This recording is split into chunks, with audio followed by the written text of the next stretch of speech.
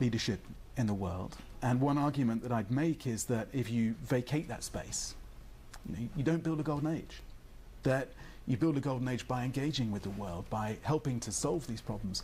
And that if you leave these fires to burn out there, then they will come in our direction.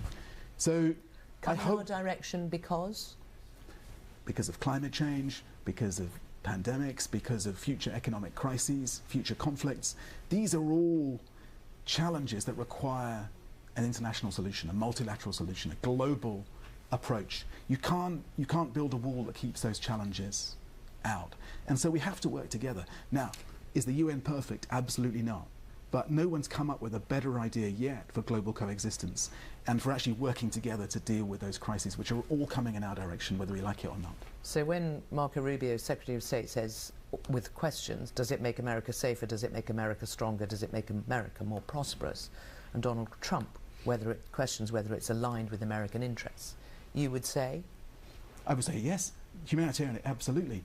And by the way, that's not so different to a British position that I've articulated in the past as an ambassador, which is, does our diplomacy make Britain stronger, safer, more prosperous? It's right that countries ask, is the money that we take from our taxpayers actually serving our interests as well? Now, of course, I will argue, and I argue because I'm out there seeing the impact of this work and seeing the need, seeing people, the scale of the challenge we're dealing with. Of course, I will argue that a great way of spending that money is to help us to deal with those challenges, to feed people who are starving, to get medical support to those who need it, to stop the epidemic of sexual violence that I heard about in Darfur. But governments have a right to hold us to account for delivering that. Tom Fletcher, thank you for coming on Hard Talk. Thank you, Sarah.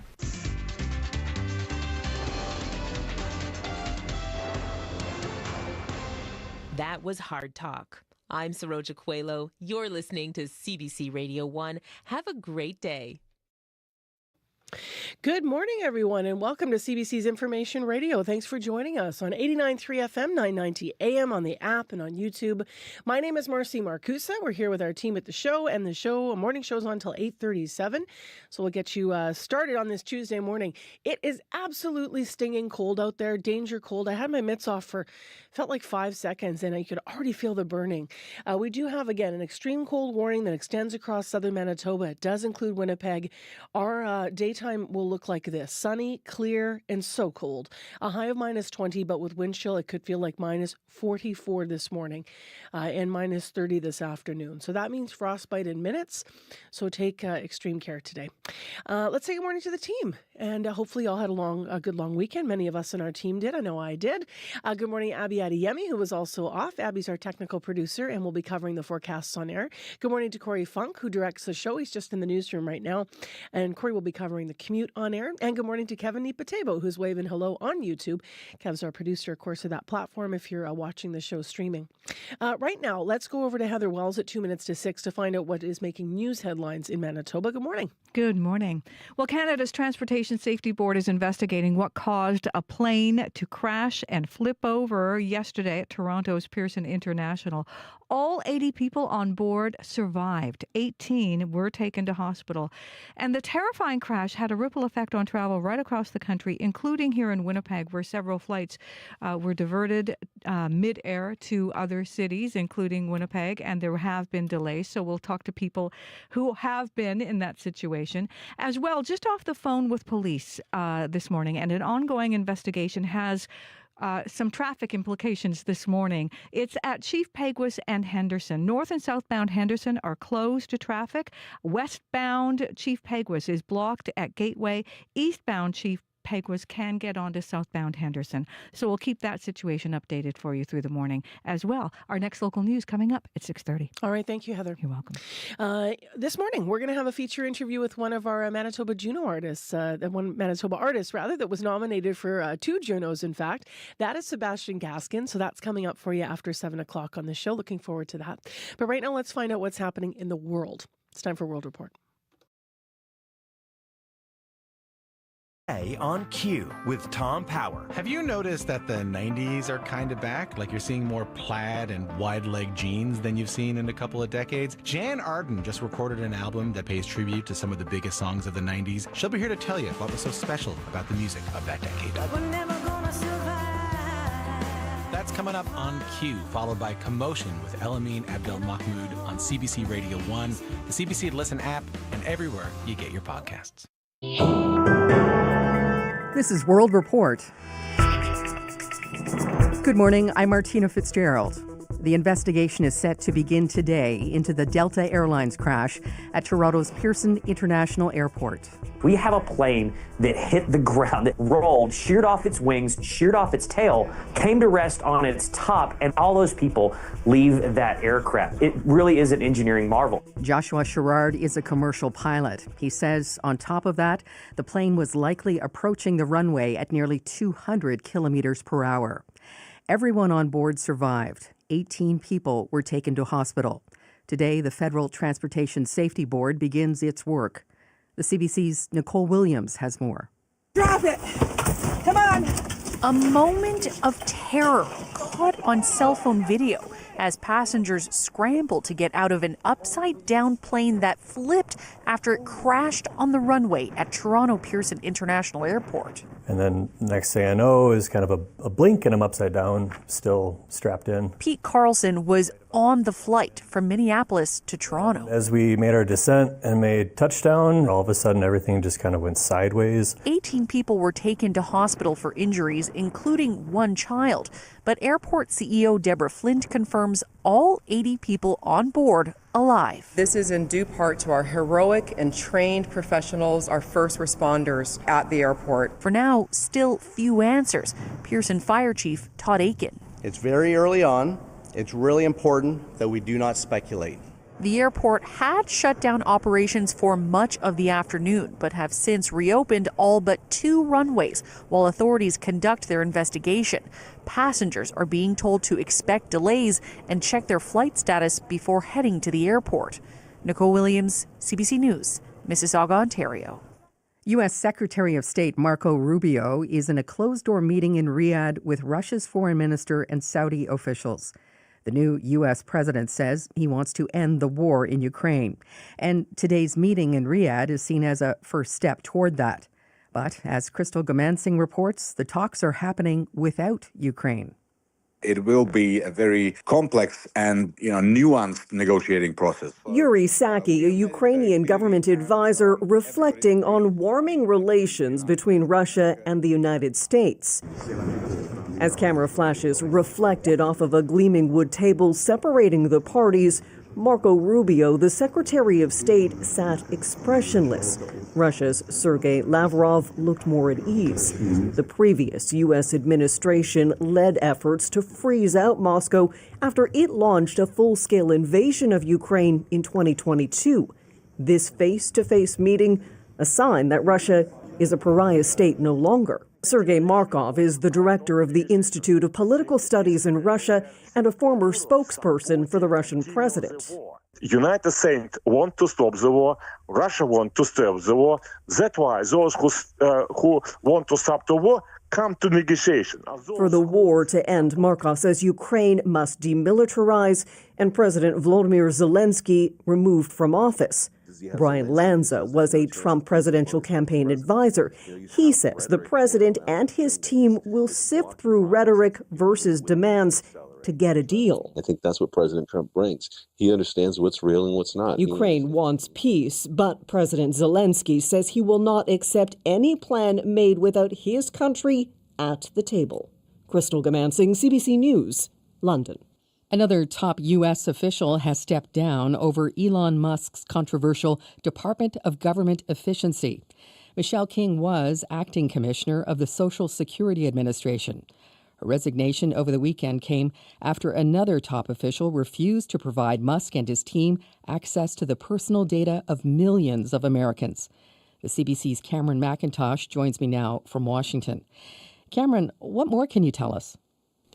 Well, Michelle King was resisting allowing Elon Musk's Department of Government Efficiency, DOGE, to access the IRS's highly sensitive taxpayer data system, which would give DOGE access to sensitive and private data, including tax and health information on any American with a Social Security number. Now, Musk was alleging rampant fraud, including dead people receiving Social Security payments. He hasn't provided any evidence. Now, Social Security payments account for about 1.5 trillion, or a fifth of annual federal spending in the United States. Reportedly, King has been replaced by someone who will cooperate with Musk. Well, Cameron, this comes amid a string of firings by the Trump administration. What's been happening? So this is across numerous departments, including the U.S. Department of Transportation, the Federal Aviation Administration, the Consumer Financial Protection Bureau. All have seen deep cuts. Right now, a lot of the people being let go are probationary employees who have been on the job less than 2 years, and some with very similar stories. Many are just getting form emails just saying they're done, like Elizabeth Aniskovich, who was a lawyer at the Consumer Financial Protection Bureau. I have no information about exactly how long my health insurance will continue. I have not received forms that are necessary to file for unemployment. And there's just a lot of questions about what we are supposed to do next to take care of ourselves. Now, the administration says it's seeking to cut up to 10% of the federal workforce. It's going at a really fast pace, and some departments are having trouble even tracking it. Take the National Nuclear Security Administration. It started cutting staff until it was realized it was firing some of the people that monitor the U.S. nuclear weapons stockpile. So now it's trying to hire many back. Elon Musk has said mistakes will be made, but is offering very little in the way of accountability. Martina? The CBC's Cameron McIntosh in Washington. Thanks, Cam. My pleasure. We're about to learn if lower interest rates are keeping inflation at bay. Statistics Canada will release its latest Consumer Price Index report just a little later this morning. Some economists predict inflation will have held steady at 1.8% in January. That is still below the central bank's target. But as Georgie Smythe reports, today's update could be key to tracking how much a potential trade war with the U.S. could cost Canadians. Think of the CPI like a giant shopping basket filled with food, clothing, shelter and bills. Anything that Canadians might spend money on. The index routinely tracks how much that basket cost the month before. A big portion of that is food. Colleen Wiseman is the academic director for the Master of Food and Resource Economics program at the University of British Columbia.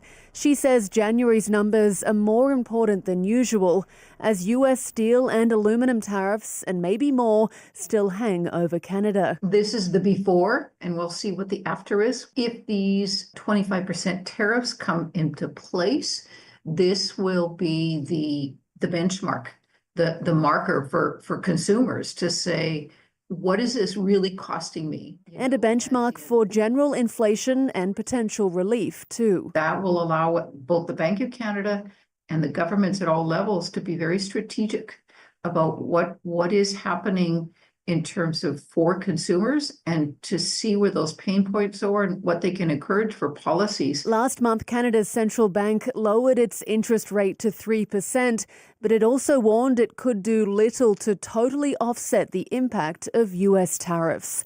Georgie Smythe, CBC News, Vancouver. It was an emotional night for Prime Minister Justin Trudeau as he signed a landmark agreement between the Haida Nation and the Canadian government. Haida Gwaii was one of my first trips as Liberal leader, and I can't think of any place more appropriate for one of my very last. Sorry. In a ceremony on BC's northern coast, the Canadian government formally affirmed the Haida Nation has Aboriginal title over all of the islands that make up Haida Gwaii. Trudeau says it fulfills a promise he made when he first became Prime Minister. The Indigenous peoples needed to be full and equal partners, that Indigenous governance and sovereignty needed to be respected, upheld, and celebrated, and that Canada needed to change. For Haida Nation President Gaguis, it is the culmination of 100 years of advocacy that started with his ancestors. That recognize and affirm Haida Aboriginal title to all of Haida Gwaii and move from an era of denial and occupation and resistance to an era of acceptance and peaceful coexistence that this is Haida land. This is the first time the Canadian government has accepted a negotiated declaration of Aboriginal title. And that is the latest national and international news from World Report. I'm Martina Fitzgerald. This is CBC News.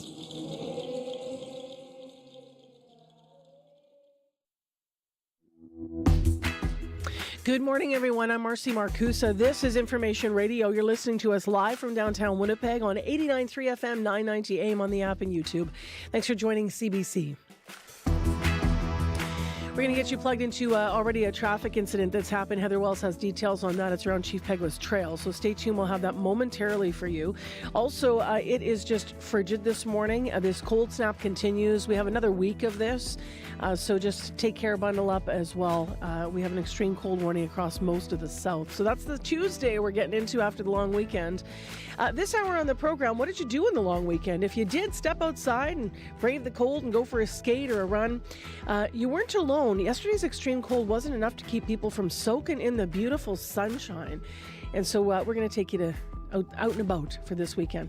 Also, we're going to have a discussion about coping with uncertainty in these, uncertain times in the world. So that's coming up this hour as well. Right now, though, let's get caught up on what happened here in Winnipeg, or as much as we know about what's going on out around Chief Peguis Trail. Hi, Heather. Police say it is an ongoing police investigation, and since just before midnight, Chief Peguis at Henderson has been shut down. So north and southbound Henderson are closed right now. If you're on Chief Peguis, westbound is blocked at Gateway. As well, if you're on eastbound Chief Peguis, you can get onto southbound Henderson. Police expect to be there on the scene throughout the morning. The mother of a woman killed in Winnipeg's North End says her family is devastated. 35-year-old Shauna McLeod from Muscoegan First Nation and a 33-year-old man from Swan Lake were killed at a home on Alfred Avenue early Saturday. Yesterday, the woman's family lit a sacred fire at a nearby house. We're going to hear from her coming up in our next local news at 6:30. All right. Thank you, Heather. You're welcome. Heather Wells live in our news center this morning, and she'll dip in and out of the program. And obviously, we have next newscast, as she mentioned, at 6:30. Right now, let's get into what's going on out there. Abby Adeyemi's in with the weather. Hi. Oh, Marcy, extreme cold warning still in effect for the whole of southern Manitoba. We're looking at wind chills close to around minus 50 in most of the region, and frostbite. That means frostbite can happen in minutes. Now, while things may warm up slightly in the afternoon, we're going to see that deep freeze of minus 45 return overnight. And this is going to be sticking around for like a few more days, but the good news is we got milder air moving in by Thursday, and then we'll see a big warm up when we get into the weekend. But right now, Winnipeg, we're looking at a chilly minus 27. It is clear outside. We have sunshine in the forecast today, but that will not be warming things up, as we'll be seeing that wind chill of minus 44 this morning. We're looking for a high of minus 20 today, and the normals for this time of the year is actually minus 7, so it's a huge change. Let's just get this over with, and then let's move into the warm times. Into the weekend. Yeah, I believe it. I believe it. It's gonna, and then once the warmth comes, it'll stay, right? So just keep that hot cocoa flowing for now. No doubt. All right, thanks, Abby. Thank you. Corey Funk, how is the commute this morning? And good morning to you. Good morning to you. We heard, of course, from Heather about that issue at Chief Peguis and Henderson. We'll be keeping an eye on that throughout the morning. Other than that, though, it's been a very quiet commute. So far, I haven't heard any major issues. I could tell you, if you are active commuting this morning, you're going to want to wear goggles. I made the mistake of not wearing goggles, and my forehead and eyes still hurt. So be careful out there. Other than that, though, if you do see anything going on the highways, roads, sidewalks, bike lanes, give me a call. I'll let folks know what you're seeing out there. 204-788-3093.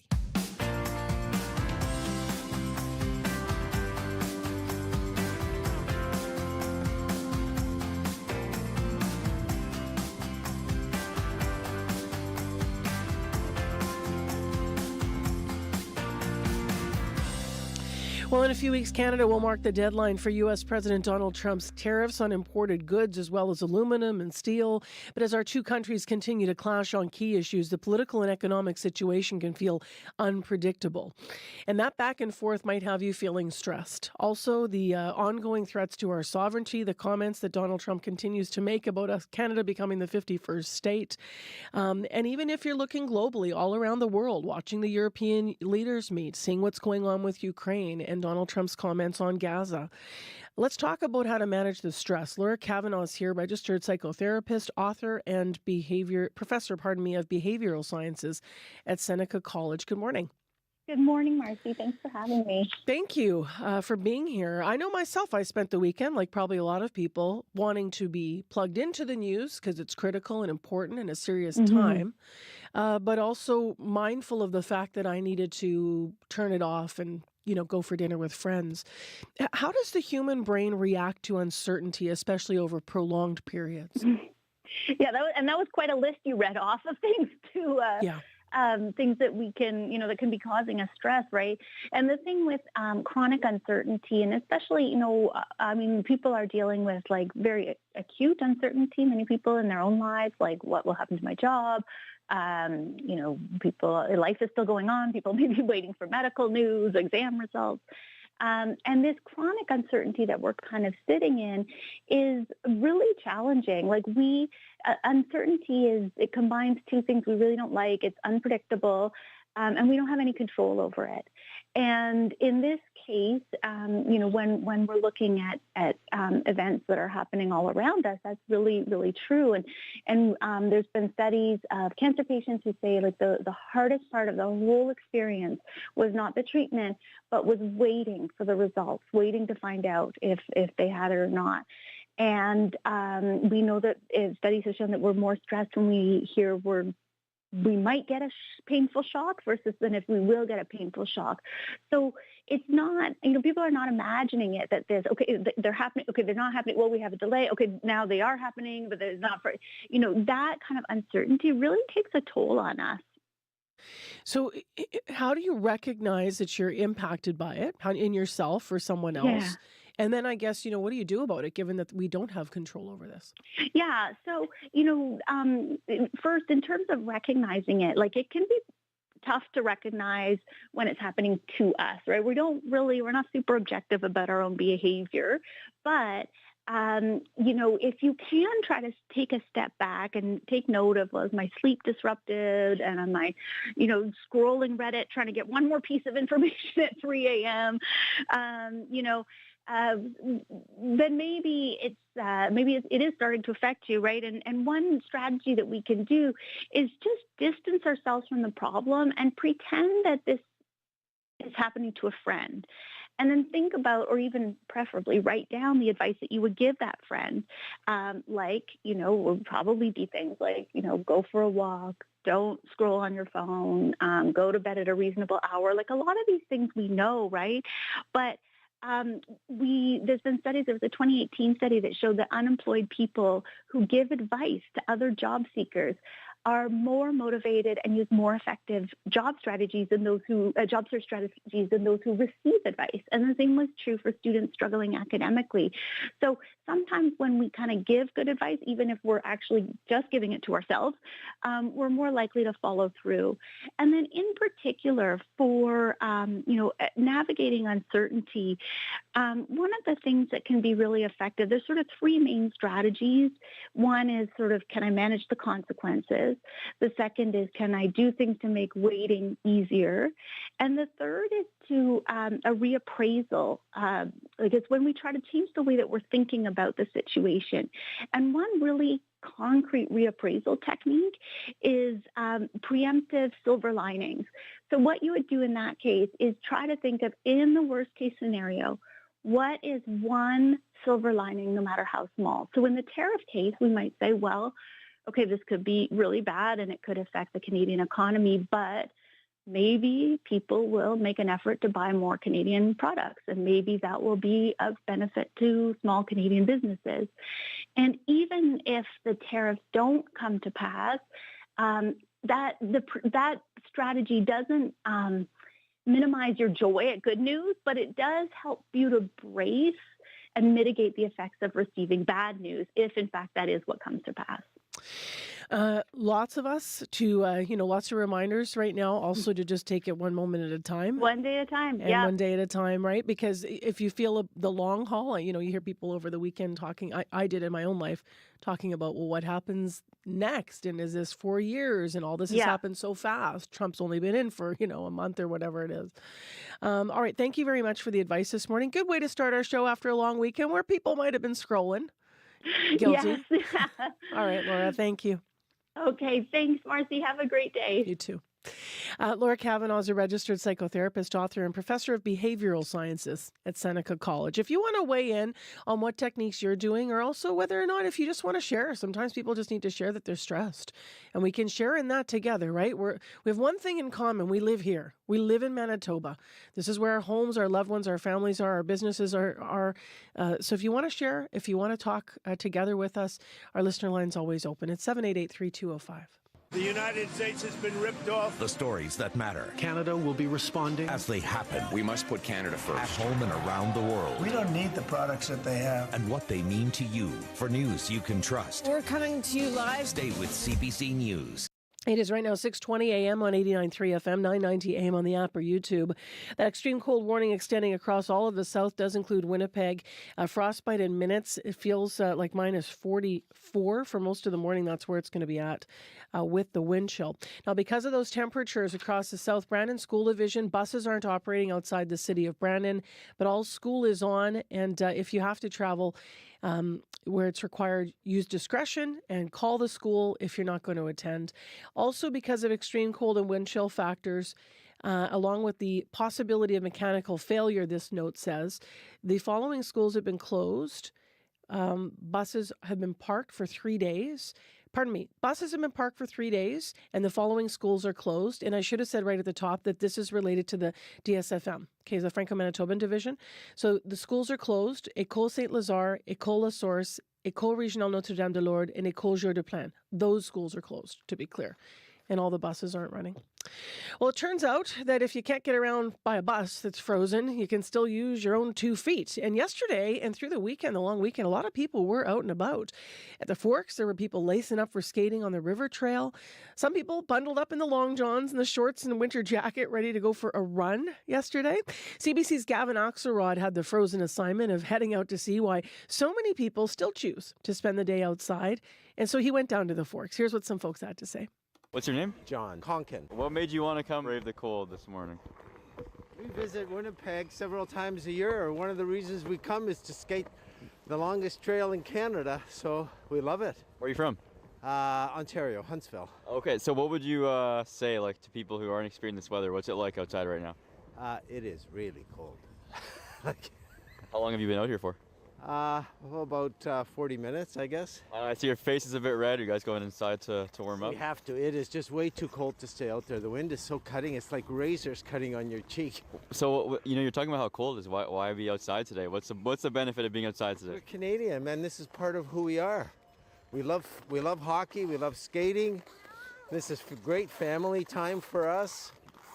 We come up to skate with our grandkids. I mean, look at this 5-year-old. Who's wimping out? His father and his grandfather. He's toughing it out. He's fine. May. And Douglas Layden. So we met in Houston, and the first time she came up here, she arrives in Calgary Customs. I go, where are you going? They go, Winnipeg. And it's like January 29th, my dad's birthday. It's minus 40. They're like, why? My boyfriend's from there. What do you make of this Winnipeg cold here today? I like it. Yeah, we don't see this cold in Houston, Texas, so. I would hope not. No, but I like it. What made you guys want to come outside today and just enjoy the day? My sister's birthday, their tradition is go skate on the river, and then they have a backyard sauna. And then sometimes the nephews, they build an ice bath. And so, when you guys come here, does it bring back old memories for you? You must love to come back here and kind of enjoy it. Totally. Playing as a boy, hockey at the community club, fighting all the way home in the parks, and then lying up and seeing the Aurora Borealis. People can't believe when I tell them stories about Winnipeg or the Great White North. So when do you start asking them to let you go inside? Probably in few minutes. They prepared us so well because as kids, we never had, what do you call these? The toasties? Oh, We got hand warmers, we got skate warmers. We never had these playing outdoor hockey as kids. I'm Shari, Helpcorn. I'm with my niece, Arabella. This is my daughter, Aaliyah. This is Aaliyah's dad, Dennis. Are you guys all from Winnipeg? We are all from Winnipeg, yep. So it's pretty cold outside today. We're asking people, like, what made you all want to come here together and just be outside today? You know what? Well, number one, it's Family Day. And this, I think, is the most exciting kind of family thing to do today. So even though it's cold, you know, there's so many amazing ice sculptures, performers. You know, we just checked out Elle Simmons. We went to the Sugar Shack. And, you know, there's just so much to do. So why not? What's been the best part so far? Well, we've only been here about half an hour, but the best part, I think, has been the Sugar Shack for sure. Yeah. What do you guys think? What's it been like being outside today? Awesome. It's been really nice. How are you guys staying warm? Wearing lots of layers. Yep. So after you guys are done here, what are your plans for the rest of the day? Are you gonna stay outside longer or maybe go indoors and warm up? No, we're going indoors and warming up for sure. Yes, good plan. That is the CBC's Gavin Axelrod. He was out yesterday braving the cold, talking to some Winnipeggers who also were enjoying Family Day, a day off, a Riyadh day here in Manitoba. We, this morning, are going to wrap our Show Us Your Winter contest. Well, technically at noon today is the official wrap, but we have some more installments to share as we've been asking you to show us how you brave the cold, whether it's inside or outside. CBC's Jim Agapito today is going to learn about a winter activity that combines dog sleds and outdoors all in a really fun activity. So stay tuned for that. And then we'll read some more of your entries that have been coming in. In case you're curious, right now in Manitoba this morning, the cold spot is Wasagaming at minus 39. And then the warm spot right now is Churchill at minus 20 is the current temperature there. Well, a bit of music to get us to the news. This is Melanie Fiona and Mona Lisa Smile.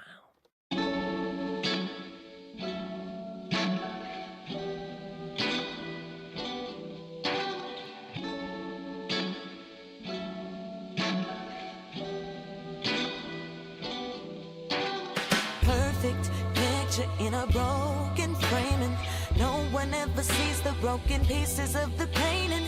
I know you're lying, I'm lying, it's crazy. I don't really know why in the hell I'm trying to say this. If I didn't love you, I'd walk out that door. If a man can have his pride, well, a girl could have more. I'd rather go to war before a little teardrop hit this floor. I'll never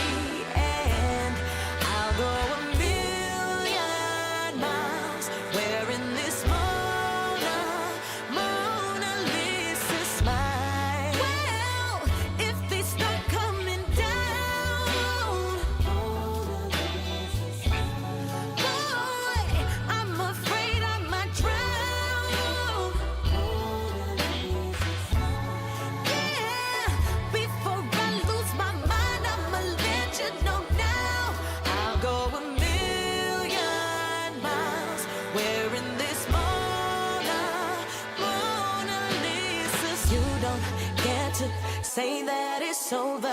Instead of giving up, I learned to give you the cold shoulder. I gave you time, so I'm yours and you're mine.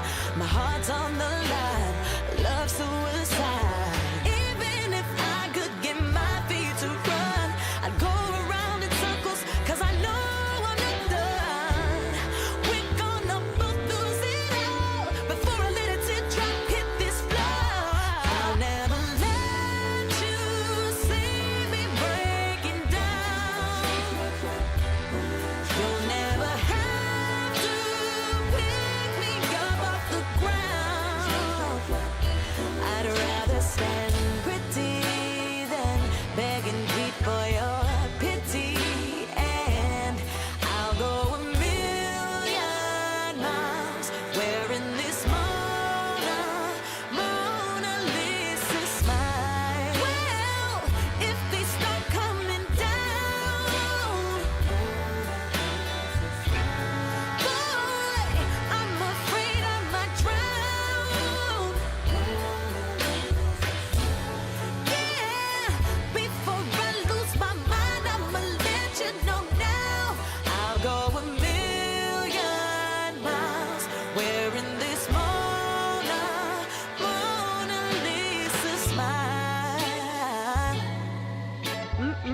6:30. Toronto's Melanie Fiona, her new single, by the way, Mona Lisa Smile. You're listening to CBC this morning.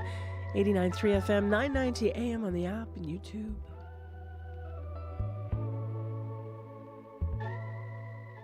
Very cool. I'm Marcy Marcusa. Thanks for joining us. One big thing we're about to hear more about in the news, but I'll just mention it is affecting traffic. Chief Peguis Trail at Henderson. You probably want to avoid the area. We're about to get more detail on that and more in your CBC Winnipeg News.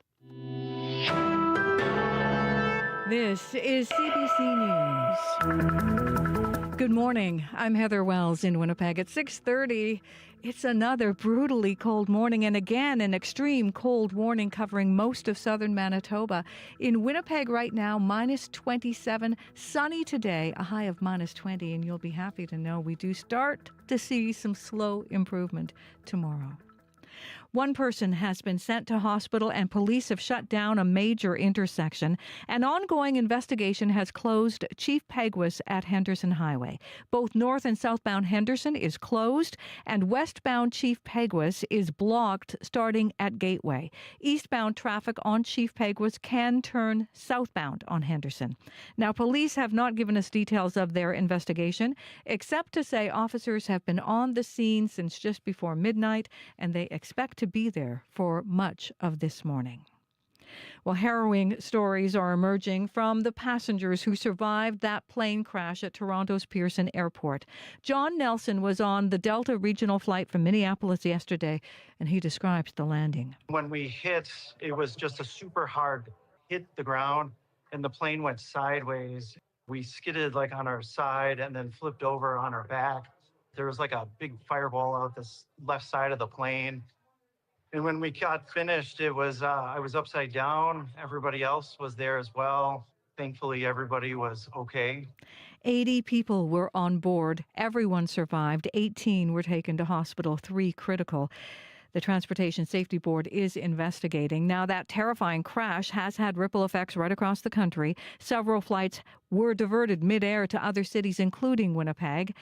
Hajira Sajad was among many in Winnipeg's airport waiting to see what would happen with her flight home to Toronto. Plans are always changeable. It does cause a bit of a ripple effect into everything else that had to happen this week. Yeah. But it's okay. I'd rather be safe than sorry. Yeah. To be honest with you, I'd rather be safe than sorry. And I feel very, very badly for the flight for the passengers in Delta, because that's horrifying. And this morning at Winnipeg Airport's authorities' website, there are a couple of flights delayed and a couple of cancellations. So good advice to check before you head out to the airport this morning. Family and friends lit a sacred fire for a Winnipeg woman killed in a double homicide this weekend. Shanastine McLeod was shot dead at a house on Alfred Avenue early Saturday morning. Her mother, Helen McLeod, says she was an outgoing person who always helped anyone in need. She says while the 35-year-old had struggled with addictions for years, she was working to get her life back on track. They took someone very special away. Her kids are struggling really hard with it. And so are we. That was my baby. That was my only daughter. A 33-year-old man was also killed in that house on Alfred. In Brandon, police say a tip from Norway led to the arrest of a man accused of sharing child pornography internationally. Norwegian police say the Brandon man had been exchanging images with a man in that country for months. Gord Olsen in the Manitoba RCMP Internet Child Exploitation Unit says he sees this kind of international collaboration regularly. We deal with the United States a lot. We deal with the UK a lot. We share this information back and forth because it's a priority to help these children in need that may not be able to speak for themselves with these horrible acts going on. Norwegian police say the men had used encrypted services like Telegram and Kik to message each other. The older brother of the man charged with attacking a priest at a Winnipeg church last week says he had a long history of mental illness. He says his brother admitted himself to the Health Sciences psychiatric unit in early January. He then got text messages from his brother saying he was hearing voices to carry out an attack on a priest. The man, who CBC is not naming for safety reasons, says he warned the doctor and nurses. And I said, he was unstable. he's danger to the society. Can you guarantee that he will not hurt anyone or kill a priest? And there was silence. She didn't respond. The man says 2 days later he got another message from his brother saying he was being discharged. Shared Health would not confirm the individual was a patient at HSC because of privacy rules. The man is calling on the province to review his brother's case. And it was no ordinary skate in the park. More than a dozen people from Winnipeg's Scottish community lacing up on a blistering cold day at Assiniboine Park with bare legs wearing kilts. All part of the Great Canadian Kilt Skate, which started in Ottawa a decade ago. The event, organized by St. Andrew's Society. Graham Jackalizak and his 7-year-old son were on the duck pond in their kilts. It's lots of fun to share with them and just remember our culture, the Scottish heritage, and just show we're strong Winnipeggers who can bear the cold and still skate in our kilt. Winnipeg has won this competition twice before. Events take place across Canada, the U.S., and Scotland. You can find more news updated throughout the day at cbc.ca/Manitoba. Well, can we just talk about how beautiful the sky is and how lovely the sun is glistening and how the days are already feeling longer and lighter? You know what? Can I just say something? Yesterday was extremely cold, right? We had that warning. Yep. The temperature was crazy. I went to get some gas, and I'm standing there filling my tank and feeling cold, but I could feel the warmth of the sun on my face. It's the little things, Heather Wells. Isn't it crazy, though, that you can have a temperature of minus 20, yet still feel the sun? I know, and we need it today. Yeah, we really do. Cover everything up is the message as we get into our regional forecast. Thank you, Heather. Abby is now in with that forecast. Hi. Yeah, across the province, we're still seeing dangerously lows in most of the regions, especially this morning. If you're looking down south, we're seeing wind chills, making it feel even much colder. Though it's going to improve through the day, it then returns in the evening period and overnight. Conditions in Winnipeg at this time, minus 27. We're looking at clear conditions outside. It's going to get breezy in the afternoon. We see a high of minus 20. The high for this time of the year is around minus 7, though the wind chill is going to make it feel like minus 44 this morning. It then improves around minus 30 in the afternoon, but makes a return at night. In western Manitoba, we're seeing Brandon sitting around minus 37. Also seeing clear conditions this morning. Expect sunny conditions, high of minus 24. The wind chill makes it feel like minus 50 for folks in Brandon. So you need to take care as you set out today. In the Parkland region, Dauphin and surrounding areas, looking at temperatures around minus 32. Clear skies we're seeing. Today's high calls for minus 21. The wind chill makes it feel like minus 45 this morning.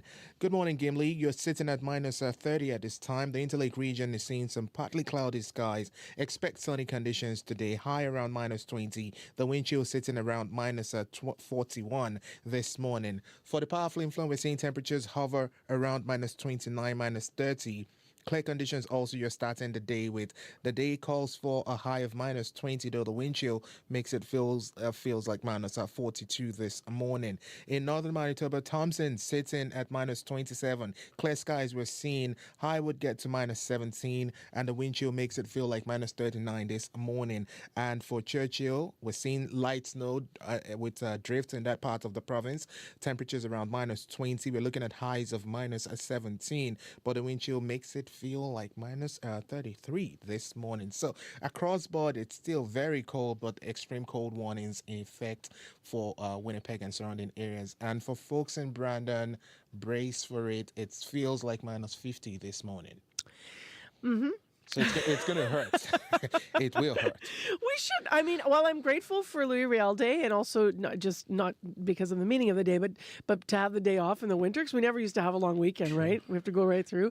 I just still feel like there should be some, like once a winter. Like our boss should give us that day off? Yeah, everybody, though. Okay. Like Manitoba should be allowed to call in. My friend Bridget Forrest, producer here, former producer in our unit, used to say, like let's call in cozy. Like school day. Yeah, Like we should snow be day able for to school. call in Yeah. cozy, right? Okay.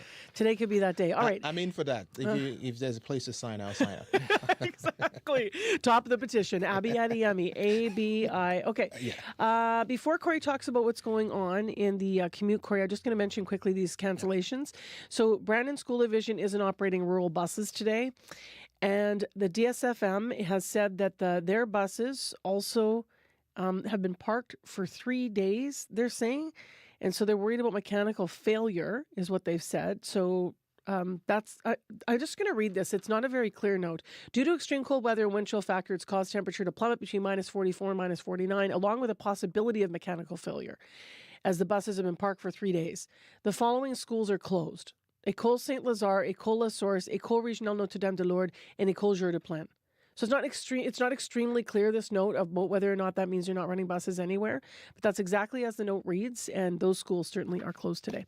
All right, now you can take it away with the rest of the commute. Yeah, the biggest issue, I know Heather mentioned the news, but just in case you missed it, it's at Chief Peguis and Henderson this morning. Police are there for what we know is an investigation. North and southbound Henderson are closed. Westbound Chief Peguis is blocked at Gateway. And eastbound Chief Peguis, you can get onto southbound Henderson from there.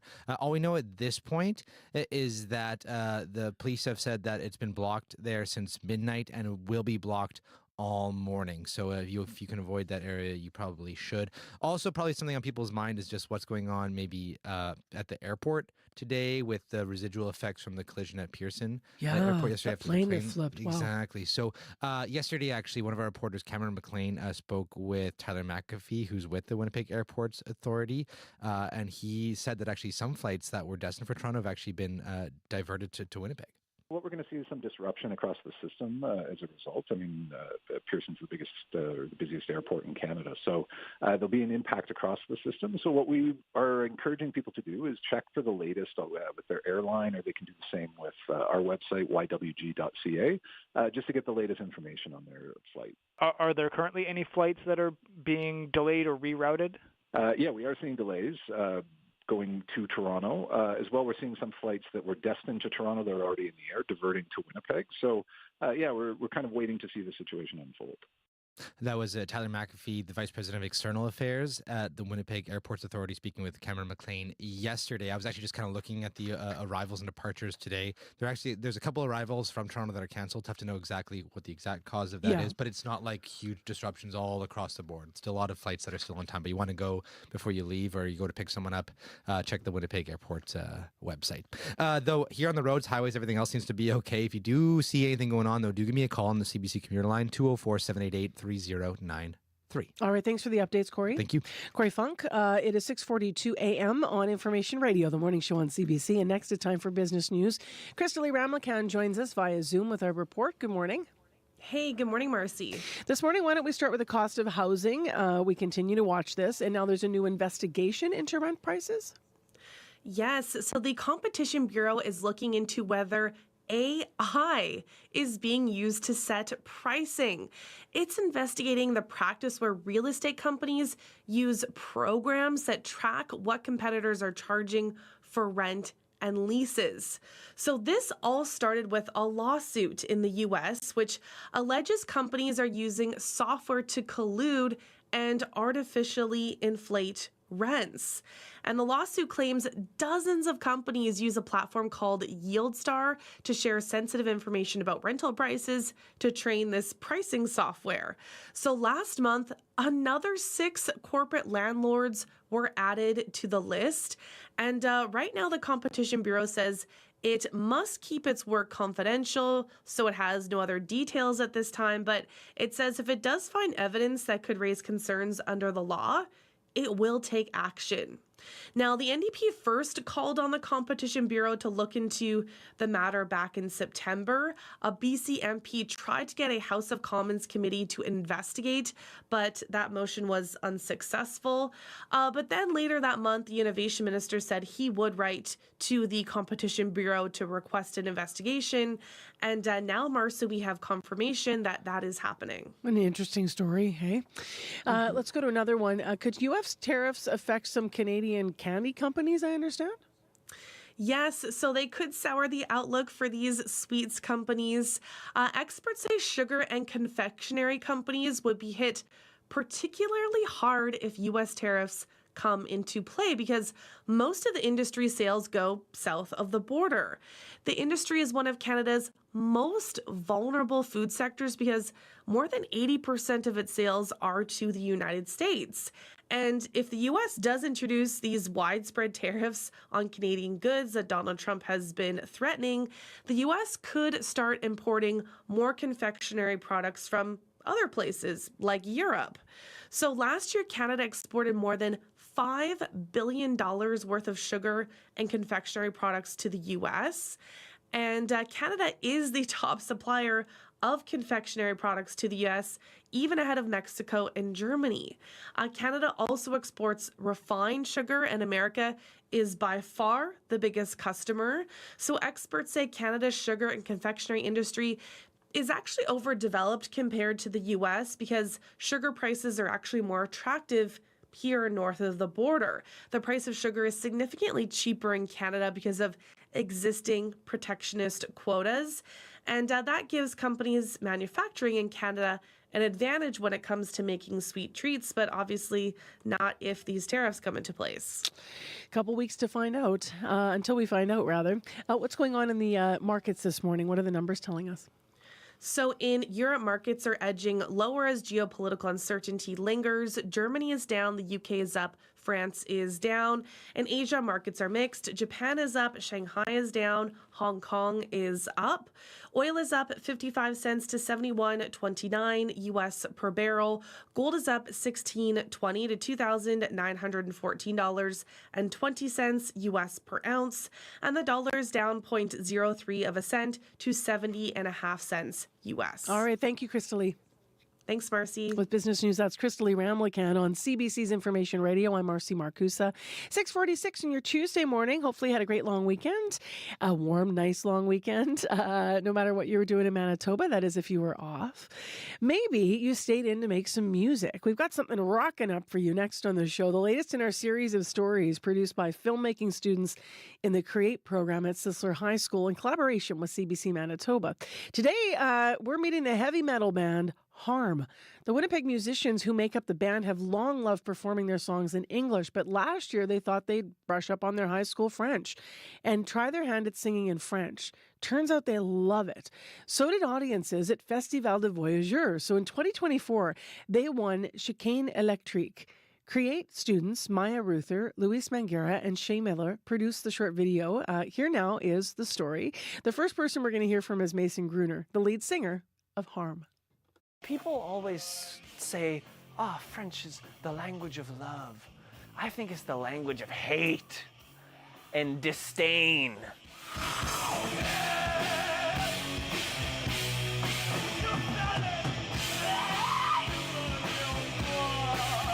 I like singing in French. It's so fun, especially doing the metal screaming in French. It has like an edge to it that English just doesn't really have.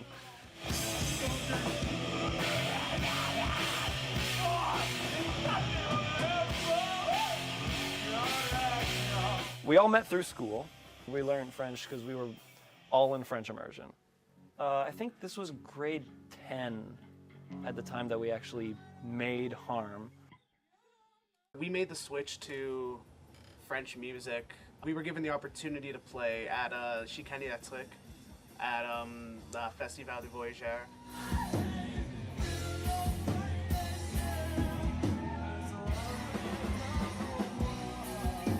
I'm pretty sure we found out about the opportunity through our high school. Yes. And we were excited, ready to go, and the only requirements were French songs, and we all knew French. Worked out great. The few originals we had, we translated.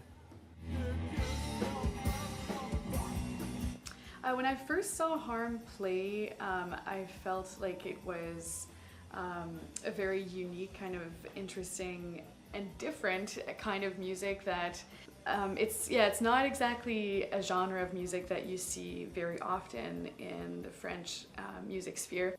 We picked Harm to win the Chicane Electrique because they were original in their ways of making music together and presenting themselves on stage. They were different from all the other bands in the sense that their style was different. I think switching to French has been nothing but a benefit for us, and it has opened a lot of doors and created a lot of opportunity. It really helped us out. Like being able to do stuff in 2 different languages, being able to like open up your music and share your music to like such diverse communities and other niches, you know. Ça c'est englouti dans les flammes de l'âme. Playing in a little public park with a bunch of other folk bands is a lot of fun. Yeah. That was so funny. But yeah, those opportunities open a lot of doors to different communities, and I like that a lot. Yeah. Being able to play for a wide range of people, you know.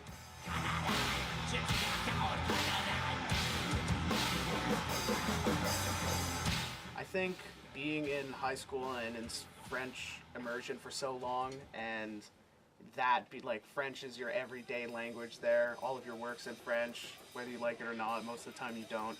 I think creating art voluntarily and expressing yourself in French, for me personally, has really opened up the language sort of in a way. I see it in a different way. I see it in a better way than just something that, you know, is tied to school and is tied to learning something that, you know, I kind of got bored of in the first 10 years.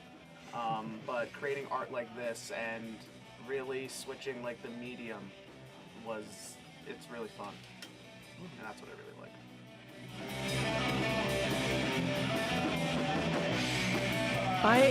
I think the first line of that story stole the whole story, right? Some say French is the language of love, but I think it's the language of hate. French heavy metal, man.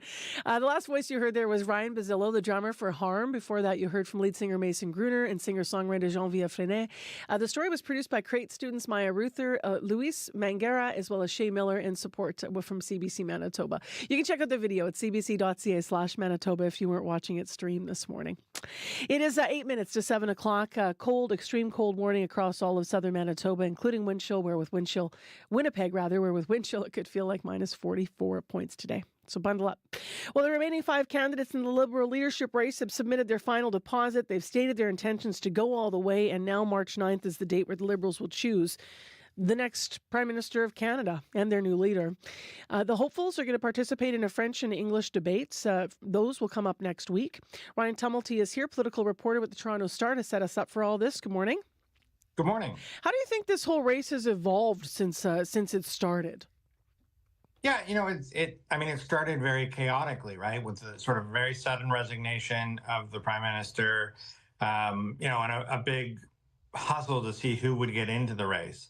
But I think one of the big things that has changed is just what the prize is at the end of this. Prior we were talking about a Liberal Party that looked headed for a real bad general election defeat, putting them into third or maybe even fourth place in the House of Commons, losing 100 plus seats. It was going to be a bad result. Now, the Conservatives are still ahead in polling, but the race seems to be much tighter. The Liberals have moved, sort of on average about 10 percentage points up. They've made a whole bunch of regions of the country more competitive. There are a bunch of MPs who would probably still hold on to their seats now. So a lot has changed in that time.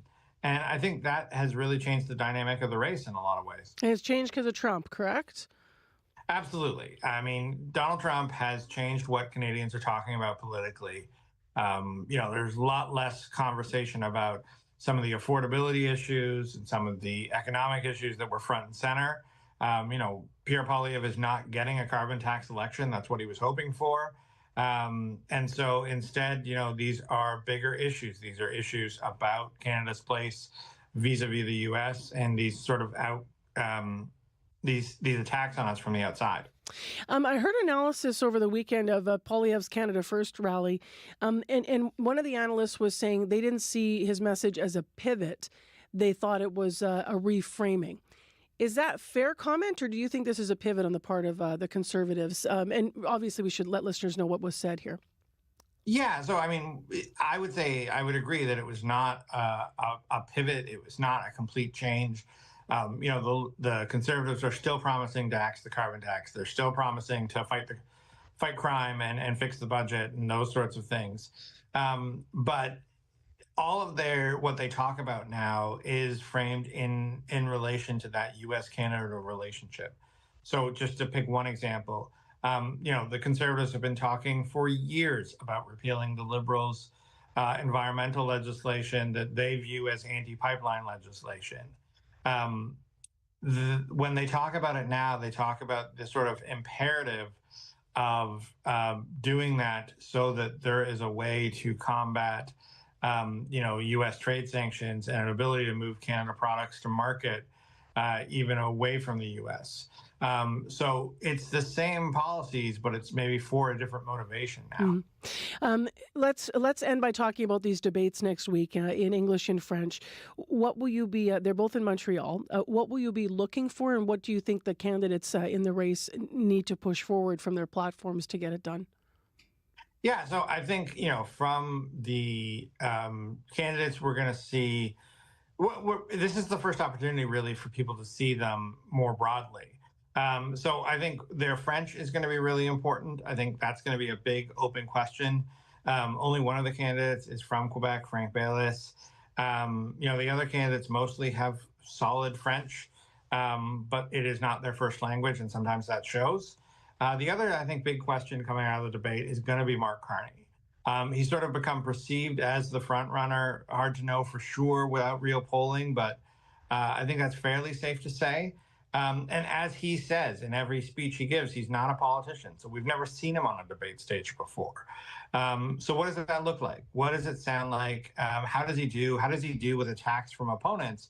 Because Liberals want to win. And so the question, if he doesn't fare well in this debate, the question is going to be, how will he fare in a debate against Pierre Poilievre? Lots to be watching for, Ryan. Thank you very much for the analysis. All right, thank you. That's a Ryan Tumulty, political reporter with the Toronto Star. I'm Marcy Marcusa. Thanks so much for joining us here on 89.3 FM, 990 AM on the app and YouTube. This is your morning show, Information Radio. We're on air till 8:37 with you on this frigidly cold day. So we do have extreme cold warnings. And because of that, all across southern Manitoba, that warning, Brandon School Division has said they're not operating buses outside the city of Brandon. The DSFM Franco-Manitoban Division says the following schools have been closed: École Saint-Lazare, École La Source, École Régionale Notre-Dame-de-Lourdes, and École Jour de Plaine. They also say that because of the temperatures and plummets, along with, they write, the possibility of mechanical failure as the buses have been parked for 3 days. That is what they cite as contributing factors to those schools being closed. So check your division this morning, especially in the DSFM, if you are getting ready to head out to school. Some changes there because of the weather. All right, let's get into what's happening in headlines. Otherwise, Heather Wells is here. One person has been sent to hospital, and police have shut down a major intersection. An ongoing investigation has closed Chief Peguis at Henderson Highway. Now, southbound Henderson is closed. Northbound Henderson is now being diverted onto Wellams Lane. Westbound Chief Peguis is blocked starting at Gateway. Eastbound traffic on Chief Peguis can turn southbound onto Henderson. Police expect to be on the scene there through the morning. We'll hear the latest coming up at 7:30. And the older brother of the man charged with attacking a priest at a Winnipeg church last week says he had a long history of mental illness. We'll hear that story coming up in our next local news at 7:30. All right. Thank you, Heather. You're welcome. So I mentioned that extreme cold warning. What does it mean? Well, it means that wind chills all across southern Manitoba, and including, obviously, Steinbach, Port Prairie, Morden, Winnipeg, Brandon to the west, Melita, all through Riding Mountain. Wind chills are going to feel like around -45, -50 today. Our actual daytime high is -20. It's going to be clear and sunny. And that part of the cold is really lovely. So enjoy the sunshine today, but bundle up. Current temperature in Winnipeg, -27 right now. And at the airport, it feels like -42 with the wind chill. It's stinging. Obviously, avoid Henderson and Chief Peguis Trail, as Heather mentioned. Otherwise, give us a call if you're seeing other commute problems, 788-3093. Corey will pick up the line in the next hour of the show. We're going to hear from singer-songwriter Sebastian Gaskin from Manitoba, his first ever Juno nominations, 2 of them. We're going to hear more about how he's feeling about that as we have a feature interview on Zoom with him, so stay tuned to hear and see that. In addition, in the next hour of the program, if you've ever looked at a sled dog team and wished you could take part, There's a bit of a lower cost, smaller scale version you can do in your community. That's coming up in our next installment of our series Show Us Your Winter, where you've been doing exactly that. And then at 10 to 8 this morning, for some people in Winnipeg's Ukrainian community, this meeting today between U.S. and Russian officials set to happen in Saudi Arabia is cause for concern, to say the least. We're going to hear more from a Ukrainian Manitoban, so stay tuned. Right now, World Report. The 51st state? America, the 11th province. Oh, Canada, how did we get here? I'm Ian Hannamansing from Cross Country Checkup. Hey, Canada, I'm Jeremy Hobson, host of The Middle in the U.S. Jeremy and I will be broadcasting live from Vancouver. Taking calls from Canada and across America. What does Canada as the 51st state mean to you? What's the state of Canada-U.S. relations? That's 51st state, a cross-border conversation. Sunday afternoon at 4 Eastern on Cross Country Checkup. This is World Report. Good morning, I'm Martina Fitzgerald. Canadian scientists are baffled as to why meetings with U.S. government scientists are now being reviewed under U.S. President Donald Trump. CBC News has obtained internal emails. They say all international meetings related to scientific collaboration must be submitted for approval. Jayla Bernstein has more on what that means for Canadian research. Aaron Fisk is the Canada Research Chair in Changing Great Lakes Ecosystems at the University of Windsor. Up until a few weeks ago, he worked closely with Americans. That reality now drastically altered. It's bizarre and it's scary. CBC News has seen emails sent to staff at NOAA, the U.S. National Oceanic and Atmospheric Administration. The memos place limits on international scientific meetings, virtual or in person, requiring clearance from senior officials. We tried to have a quick meeting with one of our collaborators, and they were denied access to talk to me. A former NOAA official told CBC News there are also talks of significant cuts to the workforce. It's not clear how that would affect services like weather forecasting. What happens in Canadian waters impacts what happens in the U.S., and what happens in the U.S. impacts Canada. Dalhousie University professor Doug Wallace is with the Marine Environmental Observation, Protection, and Response Network.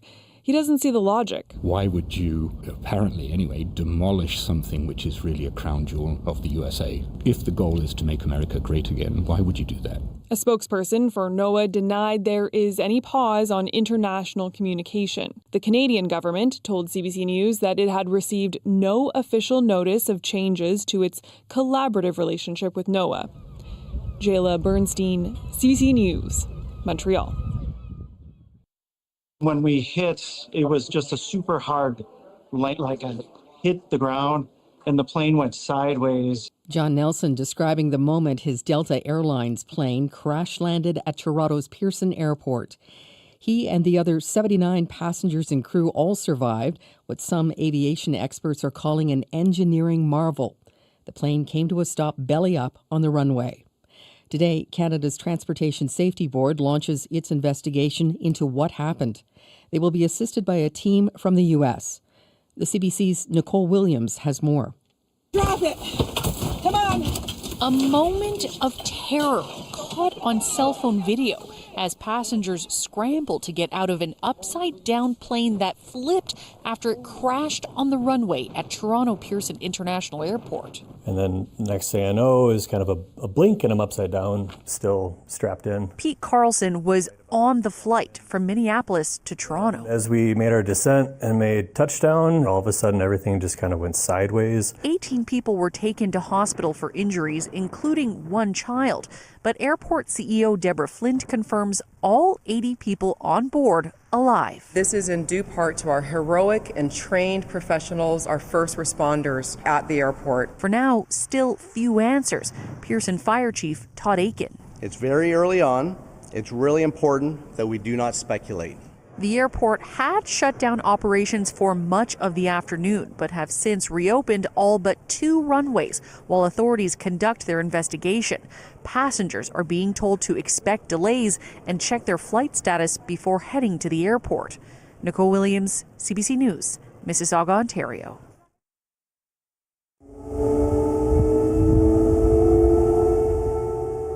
Ukraine's capital, Kyiv. the site of another Russian drone attack overnight, and the political home base for President Volodymyr Zelensky.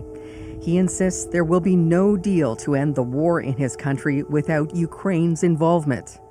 Nevertheless, Russian, U.S., and Saudi officials have just wrapped a meeting in Riyadh. They say they plan to restart peace talks while Ukraine is left on the sidelines. The CBC's Cameron McIntosh has more from Washington. Even before touching down in Riyadh, U.S. Secretary of State Marco Rubio said he wasn't heading to Saudi Arabia to make a deal, just to see if there's the possibility of one. We're just not there yet. We really aren't. But hopefully we will be, because we'd all like to see this war end. Rubio, meeting with his Russian counterpart, Foreign Minister Sergei Lavrov, to try to reestablish relations enough to get negotiations going on Ukraine. Talks the Russians call serious. Ukraine, however, is not invited. Ukraine will never accept deals made behind our backs without our involvement. Ukrainian President Volodymyr Zelensky says he won't recognize the talks.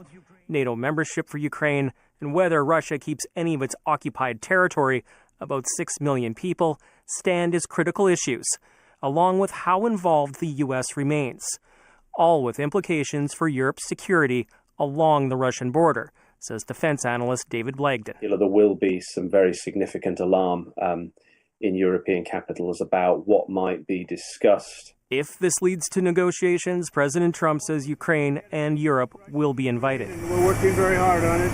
The president, who promised to end the war quickly, now trying to see if he can lay the groundwork for a deal. Cameron McIntosh, CBC News, Washington. Israeli troops are supposed to have completely withdrawn from border villages in southern Lebanon by today, part of the ceasefire deal between Israel and Hezbollah. But there are 5 strategic points inside Lebanon where Israeli troops remain. Lebanese officials say they do not accept this. They insist Israel must make a full withdrawal so displaced people can return to their homes. Statistics Canada will release its latest Consumer Price Index report later this hour. It will break down inflation for the month of January. Most economists are predicting the rate continue to hover around the 1.8% mark. Colleen Wiseman is academic director for the Master of Food and Resource Economics at the University of British Columbia. She says with a potential trade war looming with the U.S., last month's numbers are being watched even more closely. If these 25% tariffs come into place, this will be the benchmark, the marker for consumers to say, what is this really costing me? Wiseman says this is also an opportunity for governments and the Bank of Canada to lay out strategic policies to provide potential relief for Canadians. Canadians across the country are bracing for more winter weather today. Another 15 to 70 centimeters of snow could hit communities north of Toronto. Snow squall warnings are in effect for that region. An extreme cold warning has been issued for parts of southwestern Ontario. With the wind chill, it's expected to feel like minus 30. In Saskatchewan and parts of Alberta and Manitoba, Environment Canada is warning of temperatures feeling in the minus 40s. Ontario voters will cast their ballots in just over a week. The NDP, Liberal and Green Party leaders all tried to gain ground during last night's debate against Progressive Conservative leader Doug Ford. Polls have put him in the lead for months. The CBC's Lorenda Redekop has debate highlights. It's great. This month, you can pay your rent, you can buy groceries. With party leaders desperate to stand out with voters, Liberal leader Bonnie Crombie leveled a personal attack on PC leader Doug Ford. You were raised privileged with a silver spoon in your mouth. You didn't have to work for anything. You got a company handed to you, Doug, so you don't understand how expensive things are today. I bet you couldn't tell me what the cost of eggs are. Reporters didn't get a chance to ask Ford about that or anything else. He left immediately after the debate, even though all the parties had agreed to take part in media scrums. He did the same thing after the only other debate of this campaign.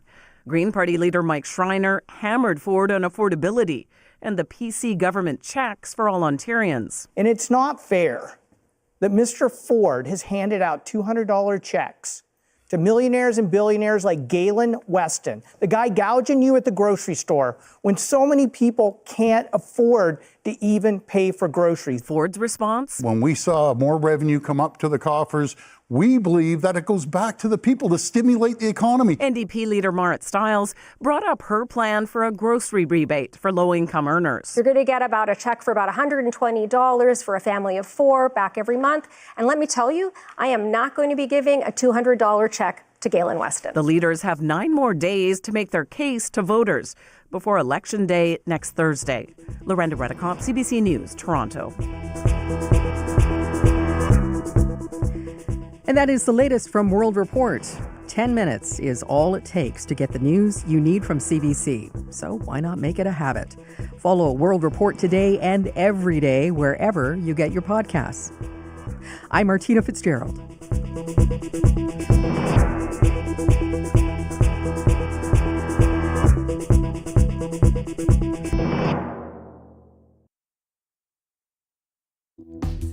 Well, hang on tight, Manitoba. You're going to need to layer up at least for one more week. Things should start to turn by Friday, but right now we're still in the deep freeze with an extreme cold warning across the south. I'm Marcy Marcusa. This is CBC Live from downtown Winnipeg on 89.3 FM, 990 AM, the app or YouTube. The show is Information Radio. We have issues with schools and buses because of the cold. We'll get to that list in a moment. And this hour, we're going to talk about a meeting that just concluded within the hour in Saudi Arabia. U.S. and Russian officials meeting there to talk about Ukraine. Anything glaringly missing from that? Ukraine. We're going to talk to a Ukrainian Manitoban about how he feels about what is progressing in terms of these talks and excluding Ukraine from being at the table, so stay tuned for that.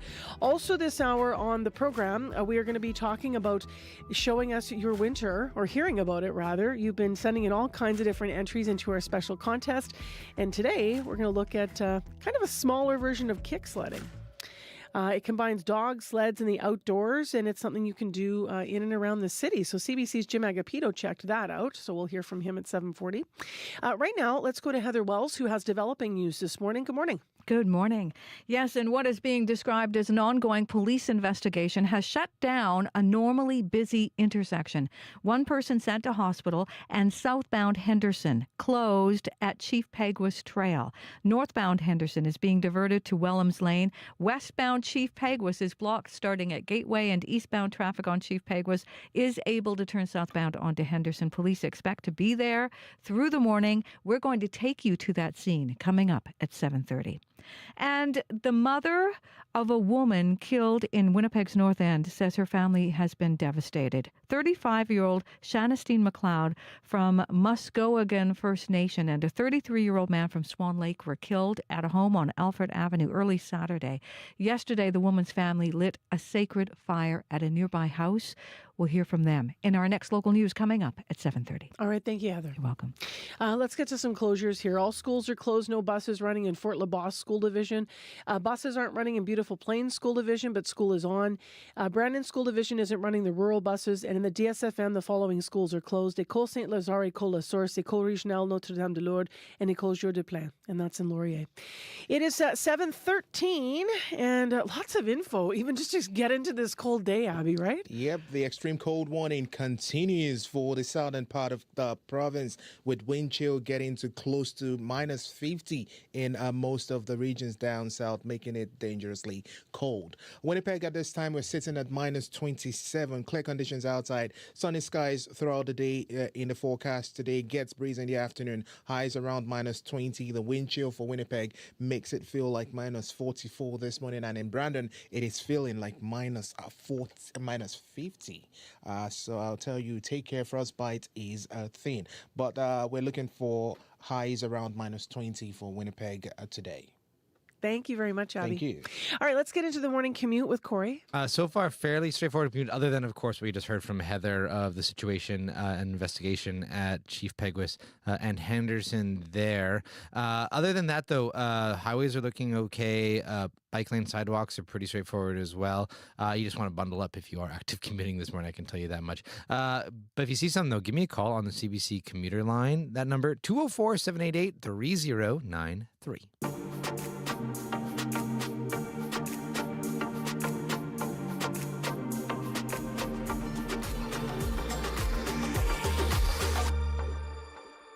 Well, up next on CBC, this week 117 artists received their very first Juno Award nominations. Sebastian Gaskin was one of them. The singer-songwriter was nominated in 2 categories at the 2025 awards ceremony. His song Brown Man earned him the nomination for Contemporary Indigenous Artist of the Year, but he's also up for Recording Engineer of the Year for the song Ghost. Sebastian is now based in Toronto, but we're going to claim him for Manitoba because he grew up in Tatasqueyak Cree Nation here in Manitoba. And if you ever go up the highway to head there, you're going to see his face on a big billboard as well. He joins us via Zoom to talk more about the Juno Nods. Hello to you. Hey, Marcy, how you doing? I'm doing well. How are you feeling about the Juno Nods? Oh my gosh, yeah, it's just such an honor to be included amongst such incredible artists and creators. And to be recognized by the Canadian music industry at large is just, just such a great honor.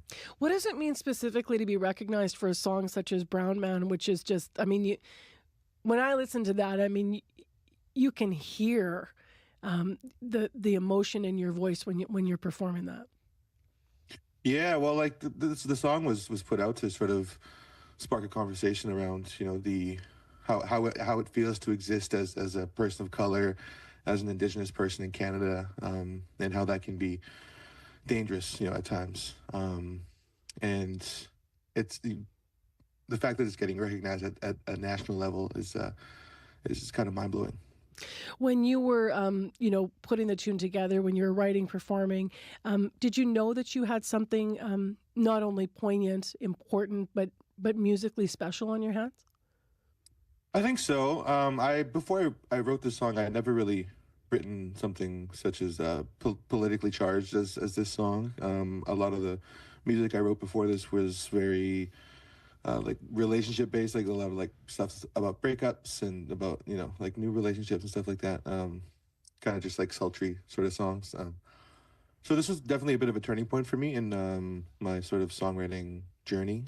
I think once I finished writing it, I think I had a moment where I was like, wow, like there's something here. Yeah, that song for folks that don't know the actual inspiration, where you first sort of the nugget of it came from. It came after George Floyd's death, right? That's right. Yeah, it was all over social media. There was that awful video that was going around, and it was all over the news. And it was I kind of just reached a breaking point. I couldn't look at it anymore, and I just had to write about it and get these thoughts out onto paper. Have you heard from maybe family, friends, fans back in Tatasqueyak since you've been nominated for the 2 Junos? Yeah, I think a few of our leaders are going to try and make it out to the Junos. I know my mom is definitely going to come out and support, so I'm pretty excited to see her out there in Vancouver. What did it mean to you when you passed by that billboard? I know that you were back in Community last year, I think, and then you saw it. You're Tatasqueyak, home of Sebastian Gaskin. What did it mean to you to see that? Oh my goodness, I was absolutely blown away, and actually when I first went back to Split Lake, the billboard wasn't up yet, and it was this sort of big secret, and they didn't tell me so I was invited up back for a youth conference, and they didn't tell me until after my performance, and they're like, hey, maybe you want to go for a ride on the highway and see what we put up out there. And so when I went to go see it, I was just like speechless, like what do you say to that? It was just such an incredible feeling to be embraced by the community that brought you up. Do you have a sense of what your success has had, the impact of your success and what that has meant to your community in Tatasqueyak Cree Nation? I mean, I'm gonna be honest, I try not to think about that stuff because it feels like a lot of pressure sometimes, but I hope that I can inspire at least one kid, one youth from Split Lake to chase their dreams, or whether that's music or sports or even higher education. I hope that my journey can help inspire at least one or two.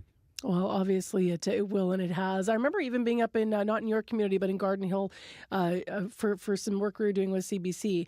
And there was a young person there that said, their whole life was changed because they had, for them, they had a rapper come to community and kind of give a talk with youth. And they said all of a sudden they sort of started thinking about themselves in different lights. So the impact can be really that direct. When you think of yourself growing up in Tatasqueyak, what was the role of music? And how young were you when that was sort of, you're finding that as your creative outlet? So my friend Dieter Beardy and Jamie Morris, Bobby Beardy, they used to jam at the high school gym, and they used to be in this band called Septic Mind. And I think I must have been like 7 or 8 or something, just being so like enamored with the thought of jamming with a band. And they graciously invited me out and allowed me to like wail on the drum kit. And so having that early exposure to being a part of that sort of musical community, I think sparked this flame you see today. Do you know yet if you'll be able to be performing at all in the Juno lineup this year? No, I can't speak on that so far. Okay. So there might be a secret there, I'm sensing, but I'm not sure. What's next for you? What are you working on right now? So I have my debut album coming out on February 21st. It's called Love Child. It's the sort of culmination of the past 6-7 years or so. And it's gone through a couple different iterations, to get to this point. So I'm really, really excited to share this final product with everybody, because it's been such a journey getting here. And can people expect on Love Child more tunes that are personal, or are you going back to some of your roots writing from experiences? You said you don't often write politically, is what I should have said, but obviously Brown Man is political. So what can they expect from the new album? Yeah, this is very much just like an audio diary. Lots of love songs. There's a couple dance songs on there. As some people may know, I have a couple dance songs out. But yeah, it's sort of just this journey of a soundtrack to my life, sort of thing. I asked you obviously about the Juno nominations around Brown Man. We talked a lot about, but I haven't asked you about what it means to you to be up for Recording Engineer of the Year. And I just, as a radio person, I just really feel like we should spend a minute on that. What's that like for you to have that honor specifically? Yeah, so that nomination is going to Hill Korkudis. She did an incredible job working on my song Ghost. That was also co-produced by Hill and another producer called Justin Melly out here in Toronto. Just to be surrounded by such incredible creatives, it really takes a village to put out a project and to put out music sort of at this level. Well, good luck at the Junos. We'll all be watching and rooting for you. And thank you so much for your time with us here talking to Manitoba. Thank you, Marcy. All the best. Sebastian Gaskin, I spoke with Sebastian last week. First-time Juno-nominated musician from Tatasquiac Cree Nation is where he hails from now in Toronto. Nominated for 2 Junos, as you heard. This year, the Junos are coming up Sunday, March 30th in Vancouver, and we're just talking about Ghosts, so let's hear that tune. Here it is on CBC.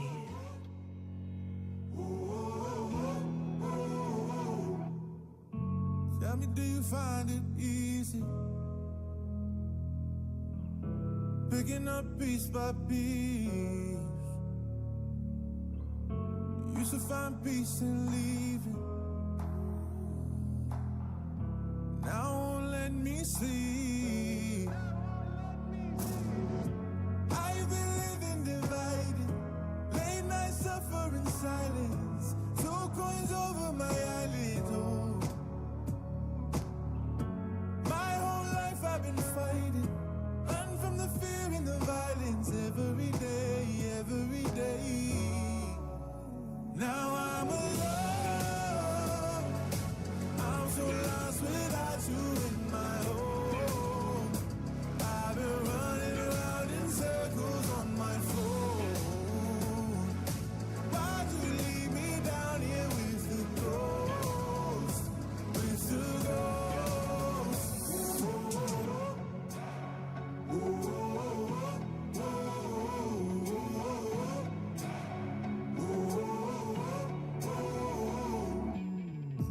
Tell me, could you find the feeling? Growing up, no one home. Try to find peace and healing, but it won't let me go. Oh, I've been living divided, late night suffering silence, 2 coins over my eyelids. Oh, my whole life I've been fighting, run from the fear and the violence every day. I know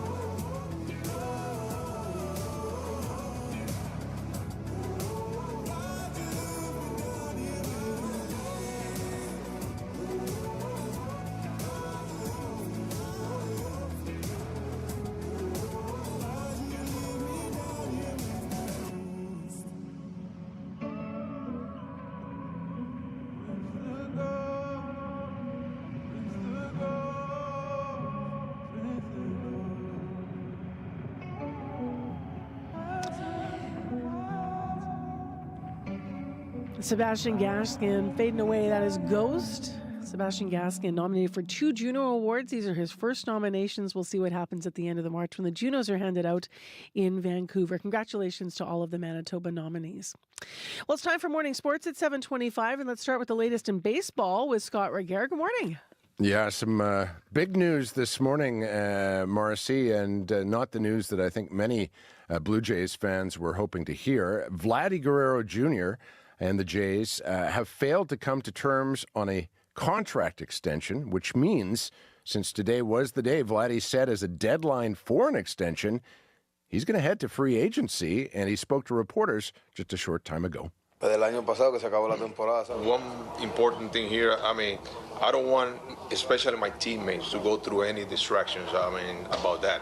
I'm here today, I'm ready, I want to win a lot of games, and I want to make it to the playoffs. That's all it's in my head right now. Vladdy speaking through his interpreter, Hector Lebron, there, saying he does not want to be a distraction. Well, good luck with that. Yeah. For this entire season, Marcy, the background chatter is going to be about for whom he will play next. My bet is on one of the 2 New York teams, the Yankees with a glaring need at first base, the Mets with the wealthiest owner in all of baseball. It is not impossible that the Jays still re-sign Vladdy. Stars like Aaron Nola of the Phillies and Aaron Judge with the Yankees tested the free agent waters and ultimately stayed where they were. But boy, oh boy, as I say, not the news Blue Jays fans wanted to hear this morning. Let's go to hockey now. The Pebble Days, pardon me, we'll go to curling first. No, we're going to hockey first. The matchup must have been it's Tuesday acting like a Monday, Scott, after the long That's weekend. right. I'm with you. I'm with you. All right, let's go to hockey. This is the matchup that a lot of people have been looking forward to in the final of the Four Nations face-off. Yeah, incredible. Canada versus the USA coming up on Thursday. The Canadians clinched their spot yesterday, Marcy, with a narrow win over Finland. Sidney Crosby salted things away with an empty netter. Just his latest contribution in a tournament where I think he's been Canada's top player. His coach, John Cooper, certainly been impressed. You want to meet your hero and you want them to be your hero. And honestly, a lot of times it doesn't happen. Well, the light that you look at Sidney Crosby is still the same light when you meet him. He's a true inspiration to all the young guys in our locker room and even older guys. In our country, he walks on water, and he is as humble as they come, and you can see why he's one of the most respected people in this game. Yeah, tough to fathom, Marcy, that Sid the Kid is about to turn 38 years old. Again, it's been close to a decade since he's had a chance to play best on best hockey, so I think that helps explain the fountain of youth we've seen from him so far. Thursday night in Boston, Canada versus the U.S. You can get in the door for a mere $1,700 Canadian for your nosebleed seat. I don't know. This is going to be something else in the way Connor Hellebuck's been playing for the Americans. Yeah. Could you be any more calm under fire than he was on Saturday night? I know, it's ridiculous. It's very conflicting for us here. Yes, of course, of course. And now to curling, to the Pebble Dice now, where there's a familiar name atop the standings at the Tournament of Hearts. Yeah, Rachel Homan, she's the lone undefeated rink in Thunder Bay at 4-0. I mean, she hasn't lost to a Canadian opponent, Rachel Homan, in her rink in more than a year, so it's not necessarily a surprise.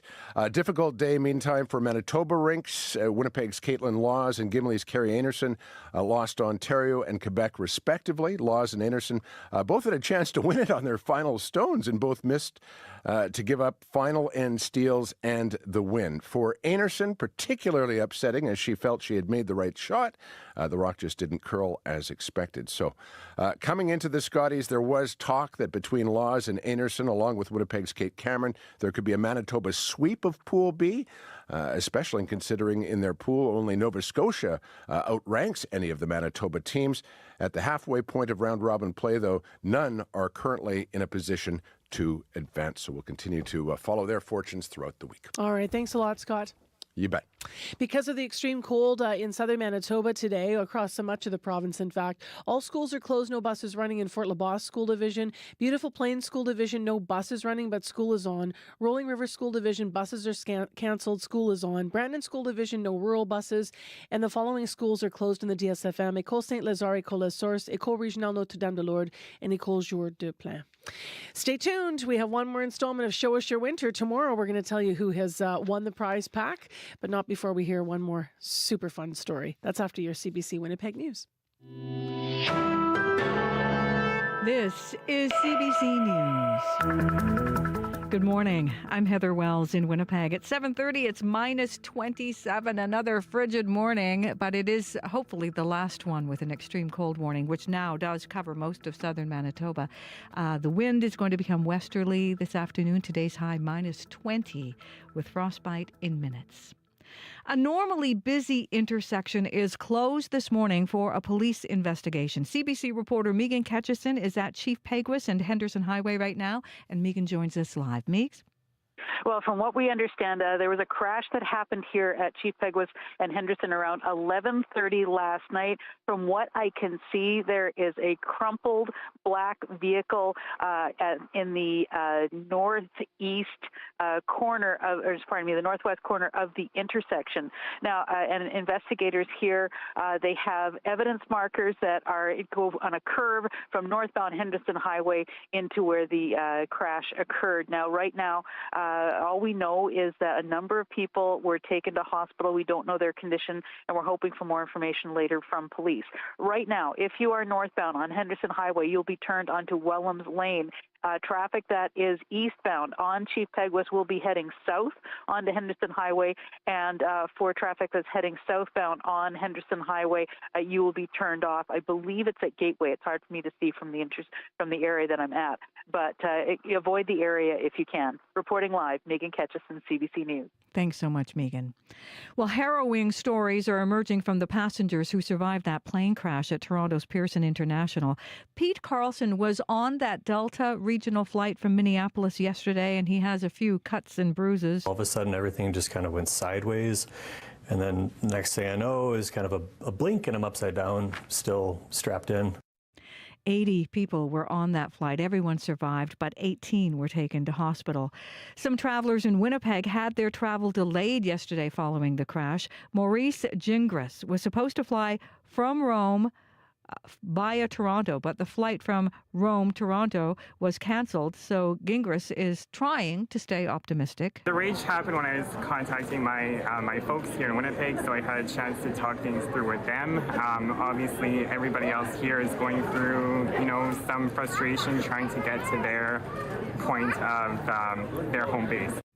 And this morning, out of Winnipeg's Richardson International, there continue to be some delayed and canceled flights coming from Toronto or going to Toronto. Best bet is to call ahead. A mother and woman killed in Winnipeg's North End say her family has been left devastated.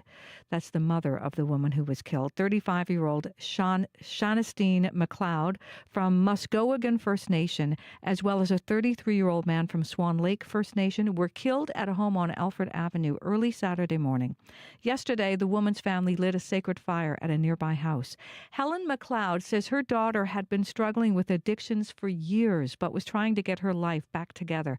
When police turned up at her door, she says she just knew. All they said was we have some bad news, and I knew right away because of the lifestyle she lived. She can't prepare for something like that. Shauna McLeod had 6 children. An investigation in Norway led to the recent arrest of a Brandon childcare operator accused of making child pornography. Norwegian police say they were the ones who tipped off Canadian authorities about the man. They say he shared images and videos with another man in Norway, including some of a child who looked to be early preschool age.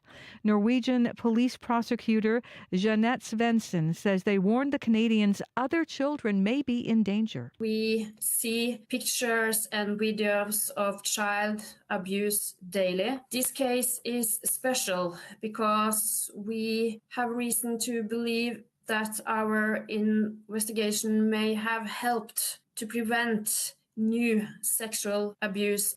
6 children were at the home when the Brandon man was arrested earlier this month. A warning came from the older brother of the man charged with attacking a pastor at a Winnipeg church February 9th. The man says his brother has a long history of mental illness and admitted himself to the Health Sciences Psychiatric Unit in January. The man, who CBC is not naming for safety reasons, says he warned the doctor and nurses his brother is unstable and a danger to society. He recounts text messages from his brother saying he had been hearing voices to carry out an attack on a priest. I feel threatened and I will leave when I leave the hospital, I will murder someone in self-defense. And then a moment later, he said, good news, they're letting me out. Shared Health would not confirm the individual was a patient at HSC because of privacy rules.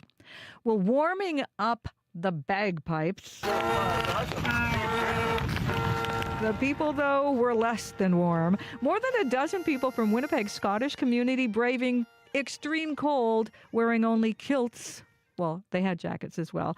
They laced up, though, at Assiniboine Park for the Great Canadian Kilt Skate. The event started in Ottawa a decade ago.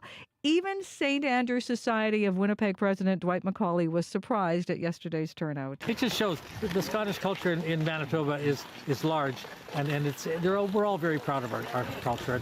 And this just gives us an opportunity, those of us in Winnipeg, to come out and show off a bit. McCauley says Winnipeg's won the competition twice before. Events take place across Canada, the U.S., and Scotland. You can find more news updated throughout the day at cbc.ca/Manitoba. Heather Wells, you finally done it. After all of these years, you found the sound effect for how we all feel on the frigid days when it's that sound right before the bagpipes warm up. Oh, thank you. You're welcome. We're going to need that today as we get through the next couple of days. This is supposed to break, Abby, by the end of the week. Yep, and that sound, some cars might be sounding like that this morning due to this extreme cold we're feeling in southern Manitoba. Some areas will even be feeling like minus 50 this morning, though conditions will slightly improve throughout the day, but remains still cold. Winnipeg at this time, minus 27, looking for a high of minus 20, feels like minus 44 outside. Brandon, minus 37, expect a high of minus 24. Wind chill feels like minus 50 this morning. For the Parkland region and the Interlake region, we're seeing temperatures going to get to minus 21, though the wind chill this morning feels like minus 45. And for the northern part of the province, we're seeing wind chills in the values of minus 42. Flin Flon Depart, minus 31, Thompson, minus 27, and Churchill, minus 20. Wow. All right, let's get into the morning commute, Corey. As you may, if you didn't miss it, if you didn't catch it in the news, there's been an issue all morning. Chief Peguis and Henderson police are there for an investigation. As we heard from Megan, there is a crumpled car at the northwest corner of that intersection, and they have closed off northbound Henderson. There, westbound Chief Peguis is also blocked at Gateway, and the eastbound Chief Peguis you can get on to southbound Henderson. That is expected to be an issue throughout the morning, so don't expect that to change much in the next few hours. Also, northbound Henderson, though, is being diverted onto Wellams Lane.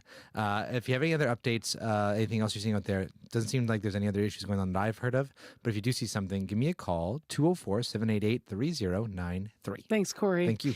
Well, you've been showing us your winter. You've been making soup and playing with the dogs and having people over for dinner and crocheting, and for the outdoor activities, lots of things.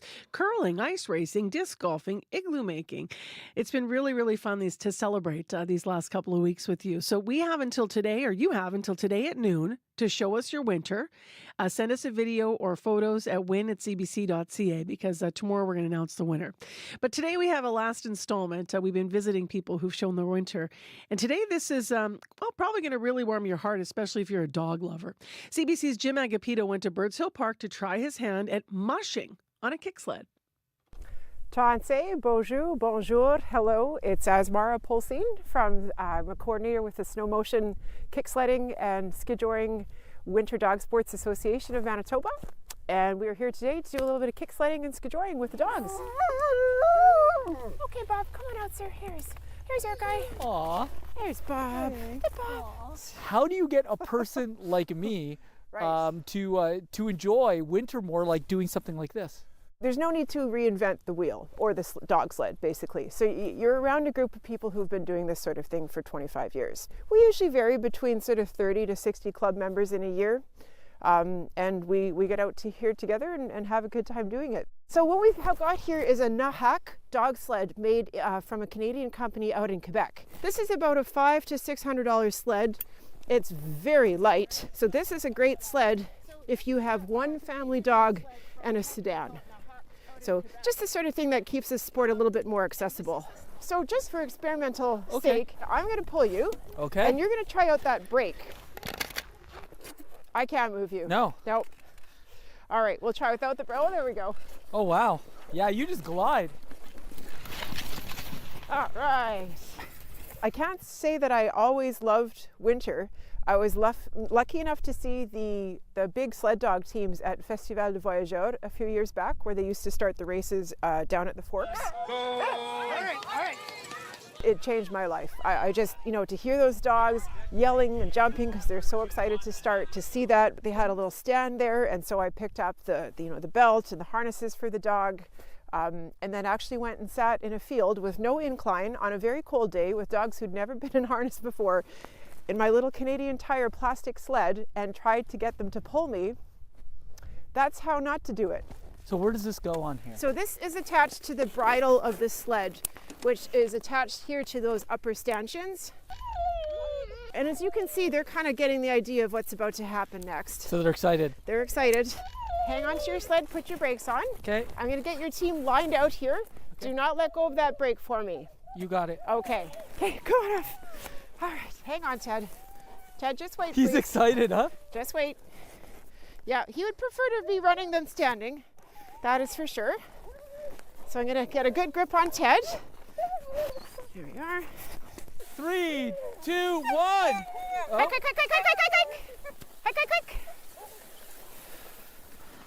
Wow, these guys go. I did my first race, I think about 2011, 2012 or so. I've been fortunate to have very good dogs who have a lot of drive and are interested in really going down that trail. And so they've hauled my sorry butt on skis behind them. But now we're getting to a point where my skiing has improved, and so I can actually help the dogs out a little bit. We get together with a family dog on weekends and we hook them up to either a sled, pair of skis. We come on out here and we enjoy this beautiful atmosphere. G! So no more sitting in a field by yourself with a single tear freezing to your cheek. Instead, you've got a group of friends that you're doing this all with. Sometimes still scratching your head at 8 o'clock in the morning as you start, getting things ready to come out here, because it is darn cold. Can you hear that? Yeah.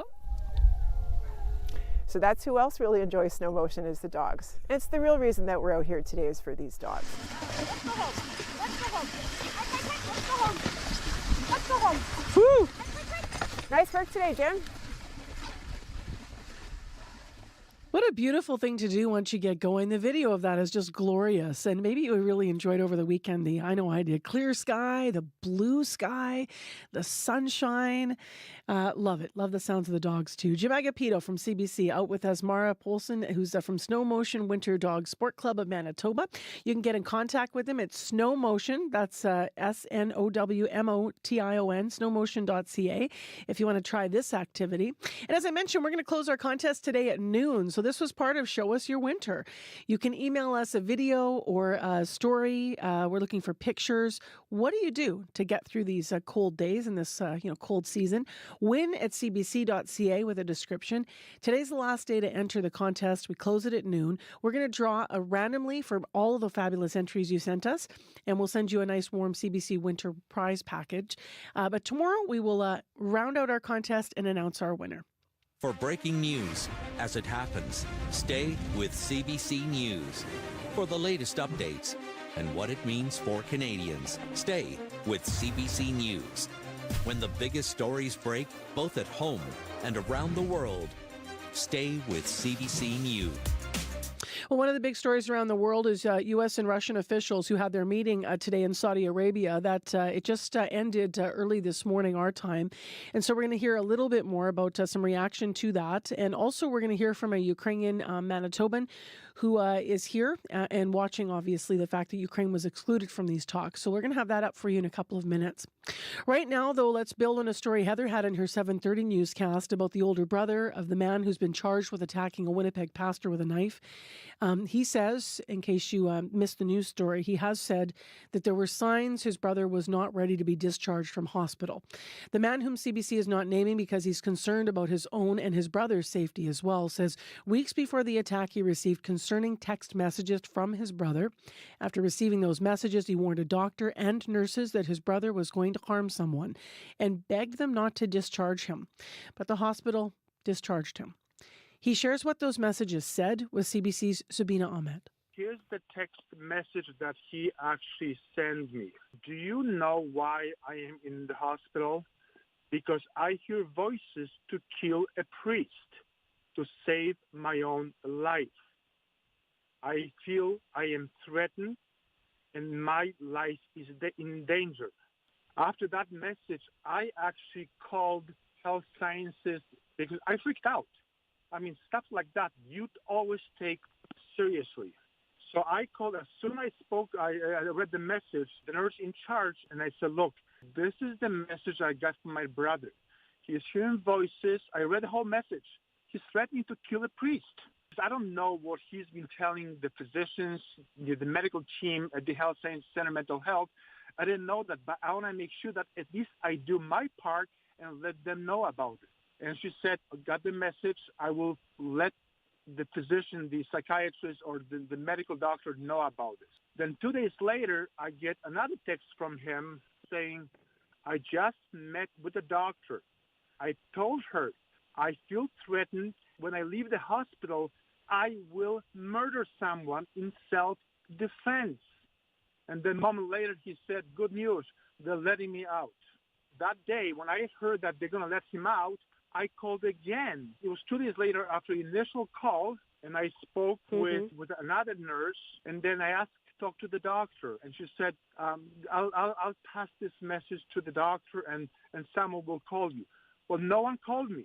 So an hour and a half later, at 4:45, I called again. This is my third time, and I spoke with a different nurse, and I said, look, he cannot be let go. He's unstable.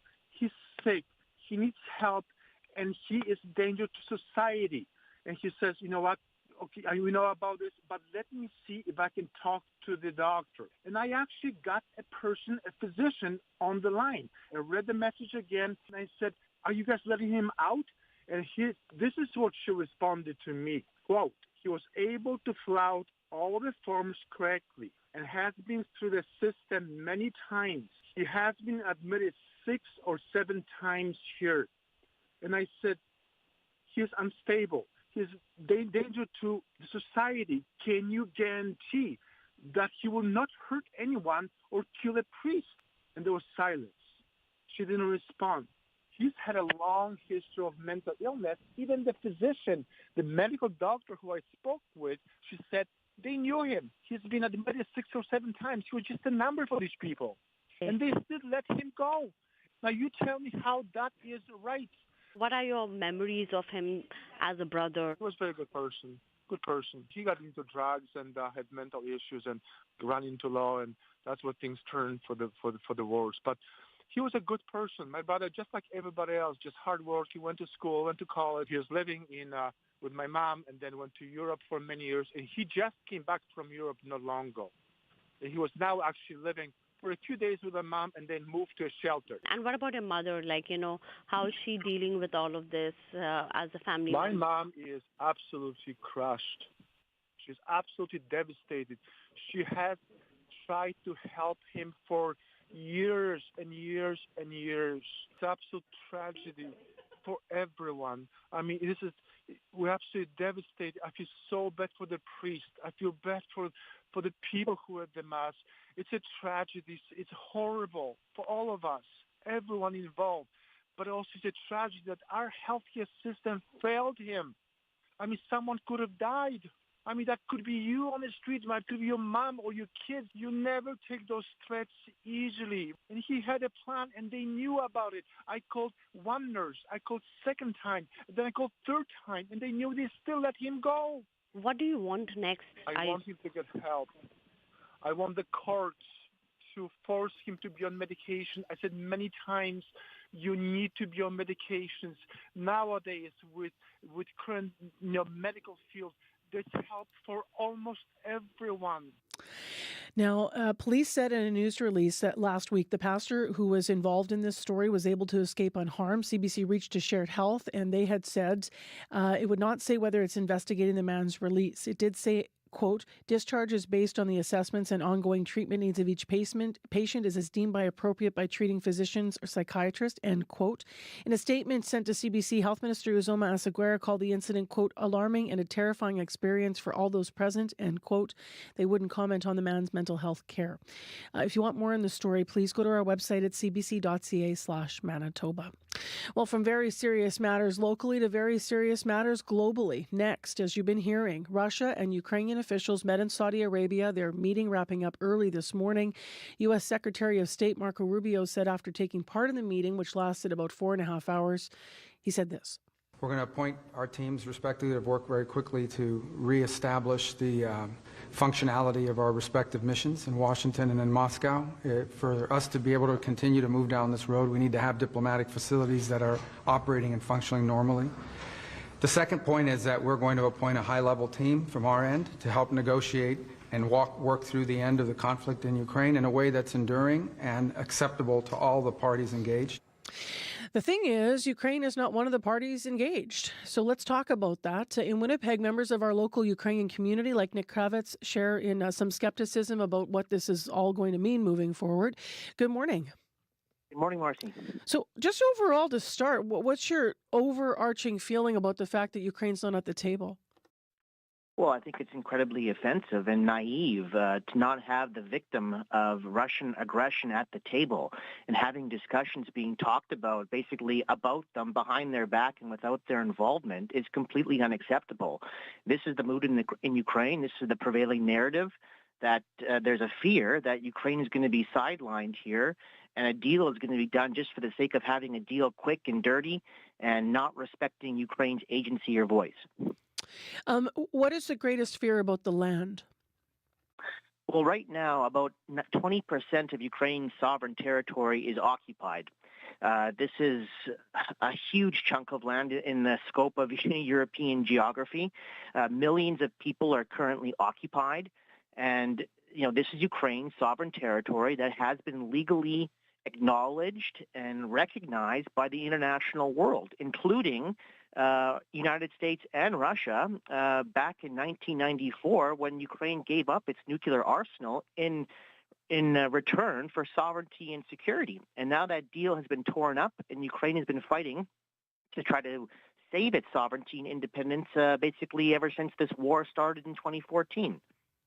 What did you make of, Donald Trump talking about his initial meeting with Vladimir Zelensky and then Zelensky coming out of that meeting and saying, that the discussion came about the amount of aid that the U.S. has already, put forward to Ukraine.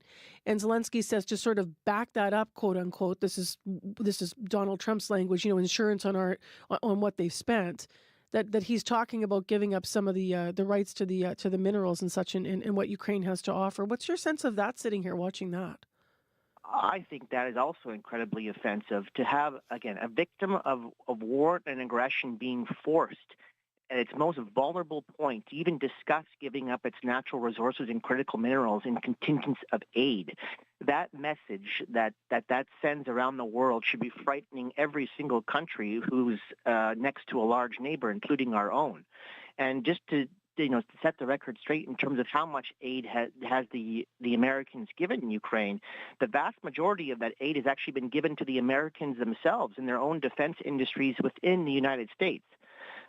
So the European Union has certainly is the single largest donor to Ukraine in terms of actually money and arms to Ukraine. Vladimir Zelensky, while we're still talking about the president of Ukraine, is saying that they will not accept anything, that is negotiated here at a table that they're not part of or sitting at. What is your sense of how he's handling this? Yeah, I believe that's the right approach for sure, and it just gives an impetus too that the unity of the democratic world in Ukraine, Canada, Europe. We saw yesterday European leaders meet in Paris to decide sort of a game plan moving forward from these comments and policy signals from the Trump administration, and it is very worrisome. And I think they're rightly worried in Europe as well because a wider war that goes beyond Ukraine's borders will come to Europe. It will come to the Baltics. It will come to Poland. It will come to other countries. And they know that if the United States can no longer be the guarantor security provider in the world, they are under tremendous threat because their armies are outnumbered and outmanned as well. So the message, I think, in the Ukrainian capital and European capitals is that we must remain united at all costs and not give in to this divisive and provocative rhetoric coming from Washington.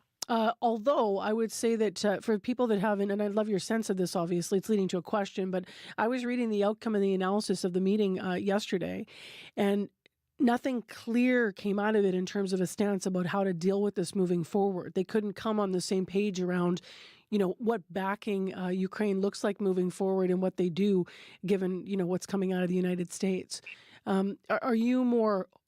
You sound hopeful still this morning, but I wonder what your reaction is to the fact that there wasn't a clear message coming out of the European leaders. I think there will be in the coming days for sure. We saw the British Prime Minister's comments about his readiness to put troops into Ukraine to enforce any sort of peace deal. That was sort of unheard of, a few years ago. So again, as this threat evolves, as Putin becomes more emboldened by Trump, making concessions already, major concessions, I'll add, before negotiations have even begun, should we be worrying everybody? And I think the Europeans are going to really rally around supporting Ukraine. Just last, Nick, what do you hear from your family in Ukraine right now? And maybe also from others in our local community, but I'm especially interested in people on the ground in Ukraine as they're watching all this happening in the world. Well, to be honest, what they tell us is that they cannot even believe what's happening. This is sort of a second nightmare for them, really, with playing out, because this rhetoric is just so bizarre that the United States would take these positions. And, my family has been greatly impacted by this war. They've been internally displaced. My brother-in-law is a part of a volunteer brigade that has to go to the front lines on a daily or weekly basis, delivering aid and, food supplies and hand warmers and, you name it. My 9-year-old nephew has to go to school with 2 backpacks, one for his school supplies and one for a survival kit. It has his blood type and, non-perishable food items in case his school or playground or gym class gets bombed by a missile or a drone attack coming from Russia. So, the situation is incredibly frustrating. It's incredibly sad that my family and millions of Ukrainians have to be put through this daily ordeal and anguish, watching what's flying over their head. But meanwhile, they're watching on their phones and, what's happening across the news wire. And, their fate and their future of their lives are being decided by people who have no idea what they're talking about or have never been to Ukraine, and they've never been to the front line to see for themselves what's really going on in eastern and southern Ukraine. Nick, thank you very much for this. And obviously, unfortunately, we're going to be talking again. So thank you very much for your time on CBC and your perspective. You're very welcome. Thank you so much for the opportunity. That's Nick Kravitz, a member of Winnipeg's Ukrainian community. The latest, by the way, on World Report coming up. That meeting just wrapped up, as we mentioned, between U.S. and Russian officials in Saudi Arabia. All right, Heather Wells is here with local headlines.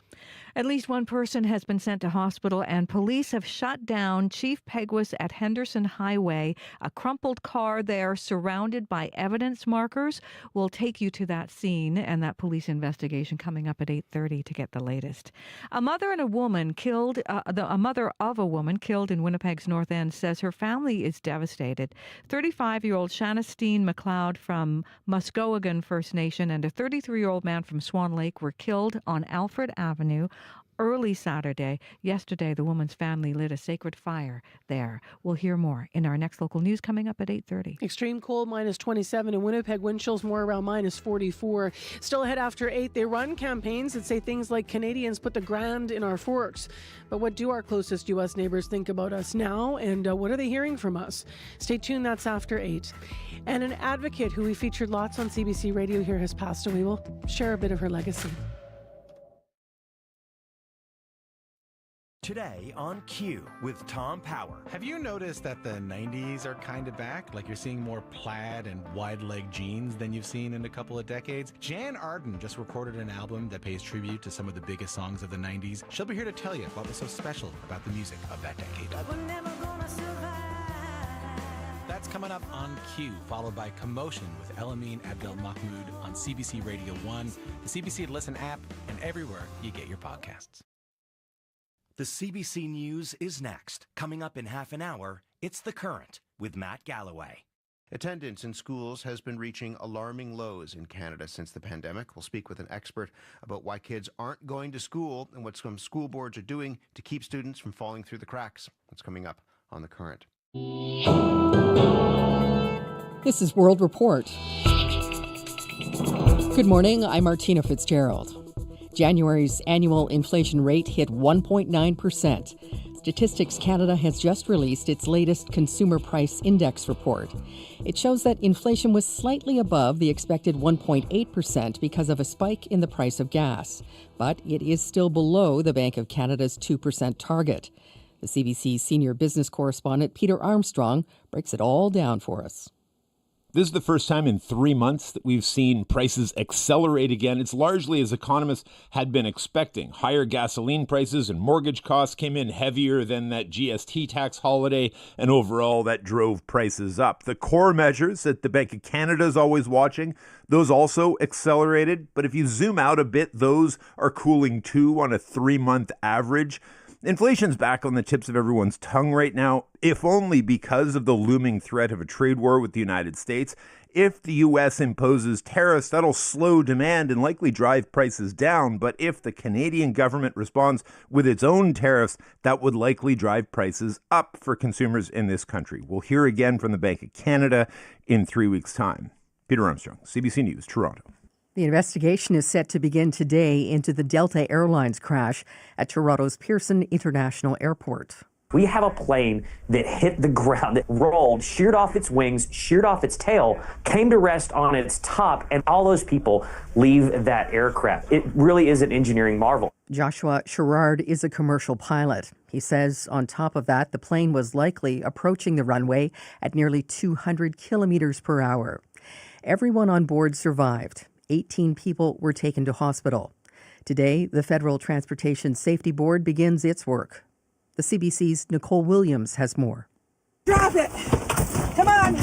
A moment of terror caught on cell phone video as passengers scrambled to get out of an upside-down plane that flipped after it crashed on the runway at Toronto Pearson International Airport. And then next thing I know is kind of a blink and I'm upside down, still strapped in. Pete Carlson was on the flight from Minneapolis to Toronto. As we made our descent and made touchdown, all of a sudden everything just kind of went sideways. 18 people were taken to hospital for injuries, including one child. But airport CEO Deborah Flint confirms all 80 people on board alive. This is in due part to our heroic and trained professionals, our first responders at the airport. For now, still few answers. Pearson Fire Chief Todd Aiken. It's very early on. It's really important that we do not speculate. The airport had shut down operations for much of the afternoon, but have since reopened all but 2 runways while authorities conduct their investigation. Passengers are being told to expect delays and check their flight status before heading to the airport. Nicole Williams, CBC News, Mississauga, Ontario. The Vatican has canceled papal audiences through the weekend and has delegated others to cover for Pope Francis. The 88-year-old remains in hospital. He's being diagnosed with a multi-pronged respiratory infection. The cancellations have put a damper on coming events for the Vatican's big Holy Year. Francis was admitted to hospital in Rome on Friday after a bout of bronchitis. Medical staff said yesterday his condition was complex.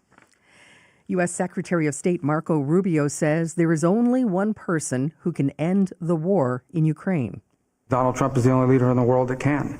So no one is being sidelined here. But President Trump is in a position that he campaigned on to initiate a process that could bring about an end to this conflict. Rubio and other senior U.S. officials met with a Russian delegation today in Saudi Arabia.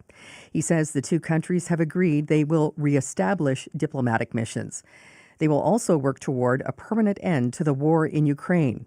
Here is National Security Advisor Michael Waltz speaking to CNN. We know just the practical reality is that there is going to be some discussion of territory and there's going to be discussion of security guarantees.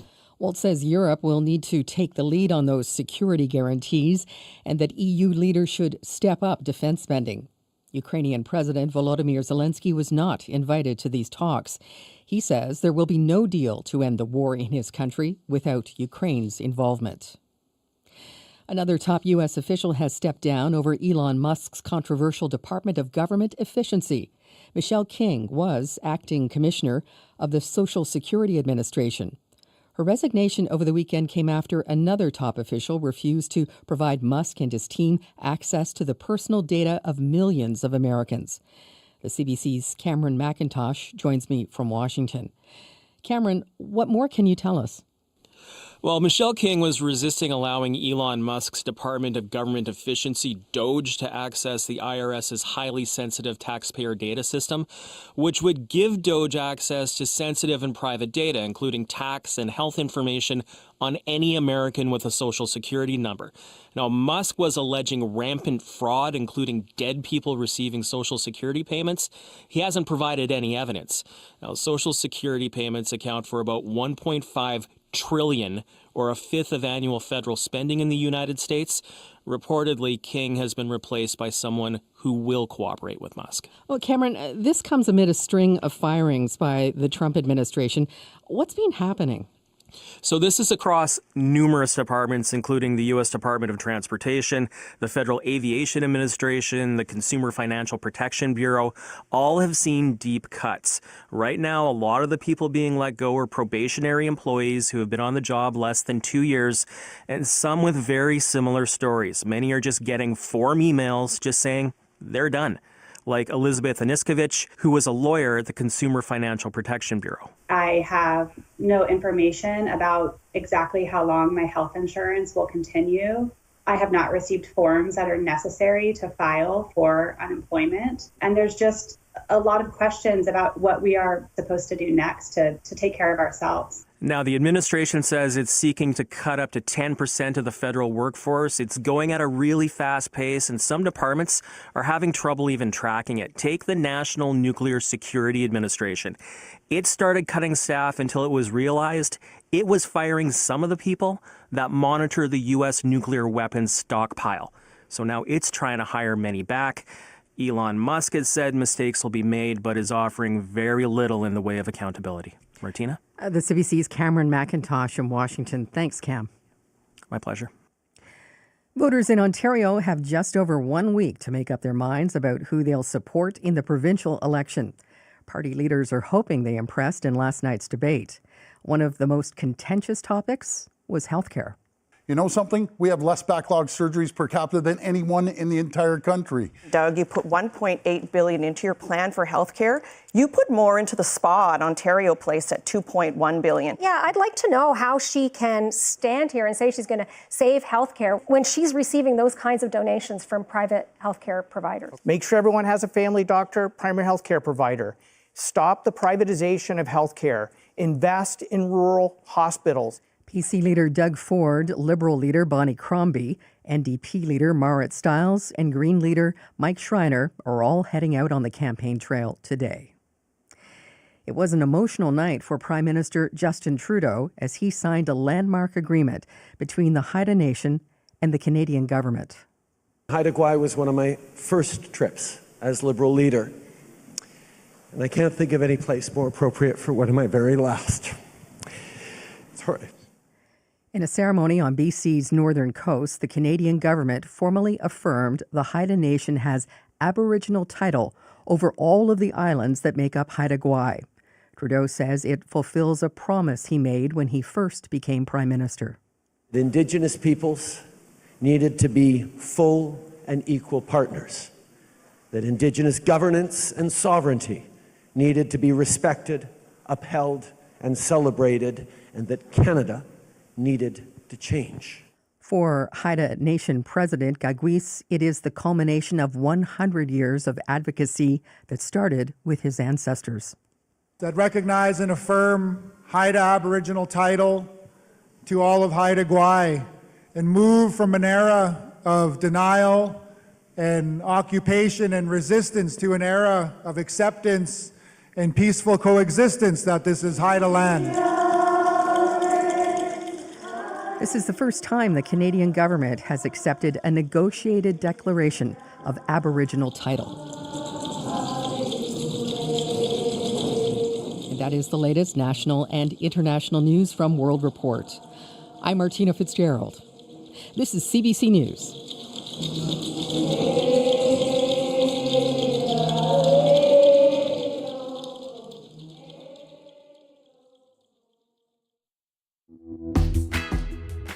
It is frigidly cold out there, everybody. I'm R.C. Marcusa. We'll have a few more days to contend with this until it breaks at the end of the week. Welcome to Information Radio Live in downtown Winnipeg on CBC. You're on 89.3 FM, 990 AM on the app and on YouTube. Well, the long weekend's behind us, and some Manitobans may have decided not to go south for a getaway, given the tension between Canada and the United States. We're going to talk to the folks over at Visit Greater Grand Forks about what they've been hearing and how our ongoing relationship might move forward at this really personal level. So stay tuned for that interview. In addition, this half hour on the program, there's condolences that are coming in for the loss of an advocate in our community. An advocate for long-term health care, and she did a lot of that advocating from her hospital bed, most recently at Deer Lodge Centre. Shauna Forrester-Smith has died. We'll hear a little bit about a past interview that she gave to CBC and talk more about the legacy she leaves behind. Here's Heather Wells first with other news stories that are developing this Tuesday morning. Hi. Hi there. Well, at least one person has been sent to hospital and police have shut down a major intersection. An ongoing investigation closing Chief Peguis at Henderson, a crumpled car there surrounded by evidence markers. We'll hear the latest coming up in our next local news at 8:30. And the older brother of the man charged with attacking a priest at a Winnipeg church last week says he had a long history of mental illness, and the man is now calling on the province to review his brother's case. We'll hear the latest on that as well in our next local news at 8:30. Thank you, Heather. You're welcome. Because of the cold out there this morning, we have schools closed in the Franco-Manitoban School Division, so DSFM. They are École Saint-Lazare, École La Source, École Régionale Notre-Dame-de-Lourdes, and École Joe de Plain, all closed. Rural buses in Brandon School Division aren't running. Rolling River School Division has canceled buses, but schools on. Beautiful Plains, no buses, but schools on. And finally, Fort LaBosse School Division is closed, so no schools, no buses there. This is all because it is cold. Yep, southern Manitoba still continues to stay under that extreme cold warning as bitterly cold temperatures continue. Wind chill values this morning, we're seeing it ranging from like minus 40 to near minus 50 in some areas. Brandon actually feeling like minus 50 this morning, making it dangerously cold. And this should improve during the day, and then it's going to return at night, so you want to brace for that. But right now, Winnipeg, chilly, minus 27, clear conditions we're seeing. We're going to see sunny skies today and breezy conditions in the afternoon. We're looking for highs of minus 20. The normal for this time of the year is minus 7, so I don't know why we're still like here for now. But not to worry. Once we get into the weekend, we should get some relief. Like we have that +1, +2 somewhere. Yeah, then we're going to be way above the normal high. Yep. So it's just a strange winter continues, swinging from frigid cold to above normal. It's weird. Shorts weather starts on Friday. Right? Like maybe. It's just bizarre. All right, let's get into what's happening in the morning commute, Corey. Of course, as we just heard from Heather, Henderson Chief Peguis has been closed all morning due to an ongoing investigation. So you do want to avoid that intersection if you can. Other than that, also got a call, a message from someone who said eastbound the perimeter, right at the Main Street underpass, the eastbound north perimeter, that is, of course. There's a stalled car. They didn't say which lane, so just heads up and could kind of catch you off guard as you're kind of speeding down the eastbound perimeter there at the Main Street underpass. Other than that, though, if you see anything else going on, give me a call on the CBC commuter line. I'll let folks know what you're seeing. Pretty quiet commute overall, it seems. But if it's not where you are, give me a call. 204-788-3093.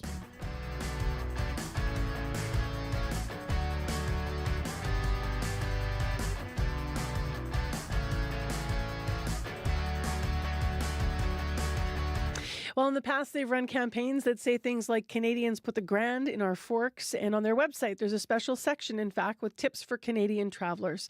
But we wanted to find out this morning, with the long weekend behind us, what the folks over at Visit Greater Grand Forks have been hearing from Manitobans now that there's tension in the air, to say the least, over tariffs and sovereignty.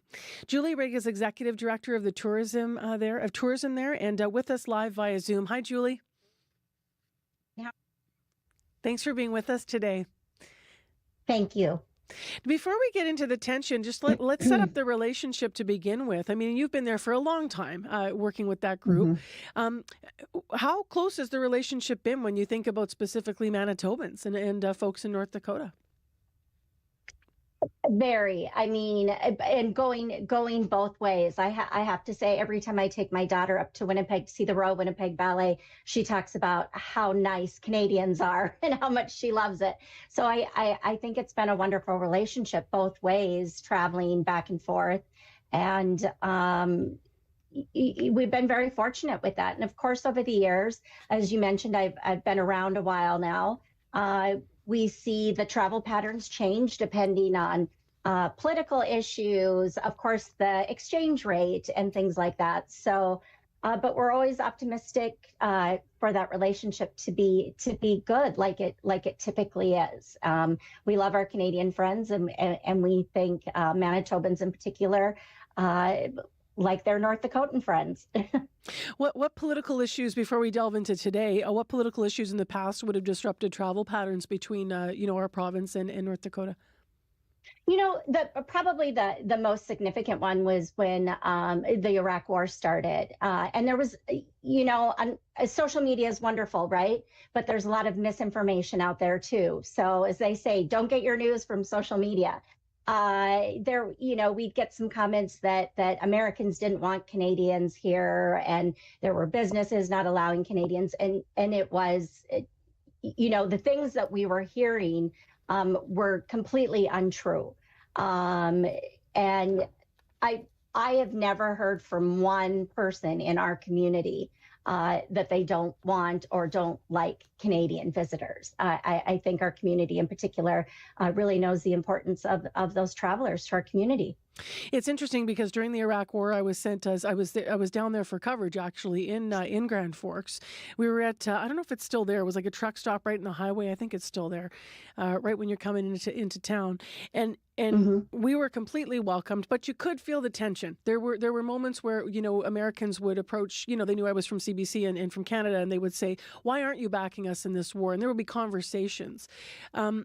And that's interesting to me because you're the first person I've heard say that. Yeah. Well, what's it like now, I wonder then? Are you hearing anything now then? What have you been hearing from people on both sides of the border about the current tension and the current climate between the countries?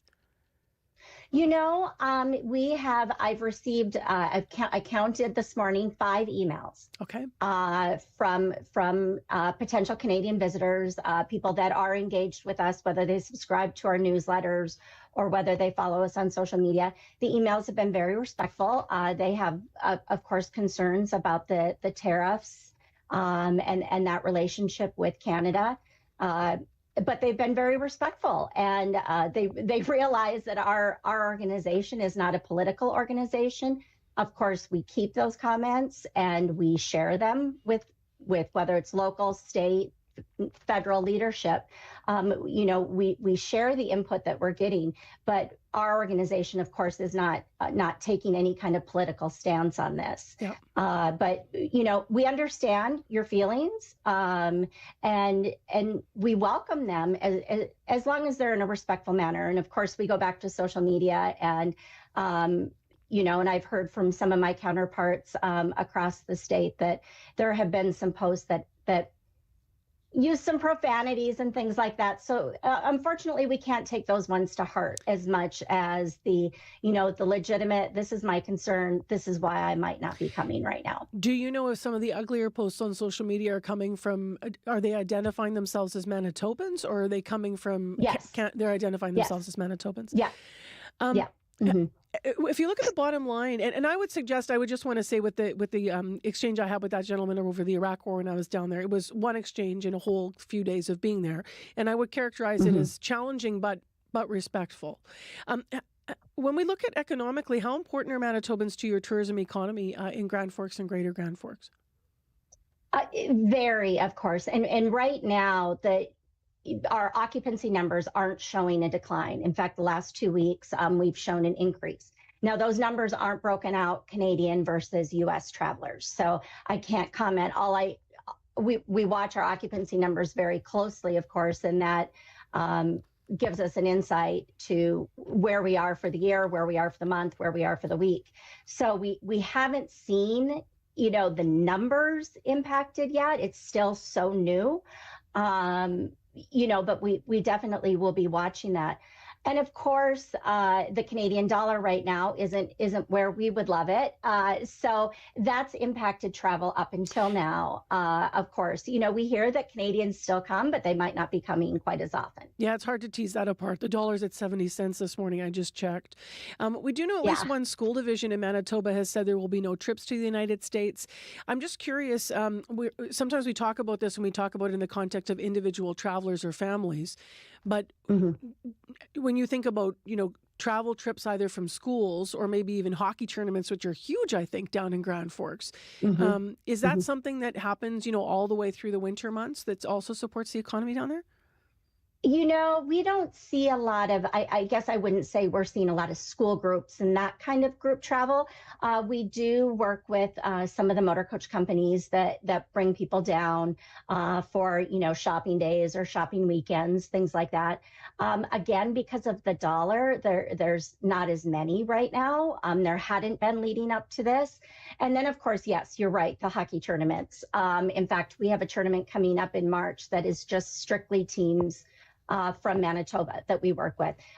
So far, I haven't heard of any cancellations, and we haven't heard from our local hockey organizations of, big numbers of cancellations.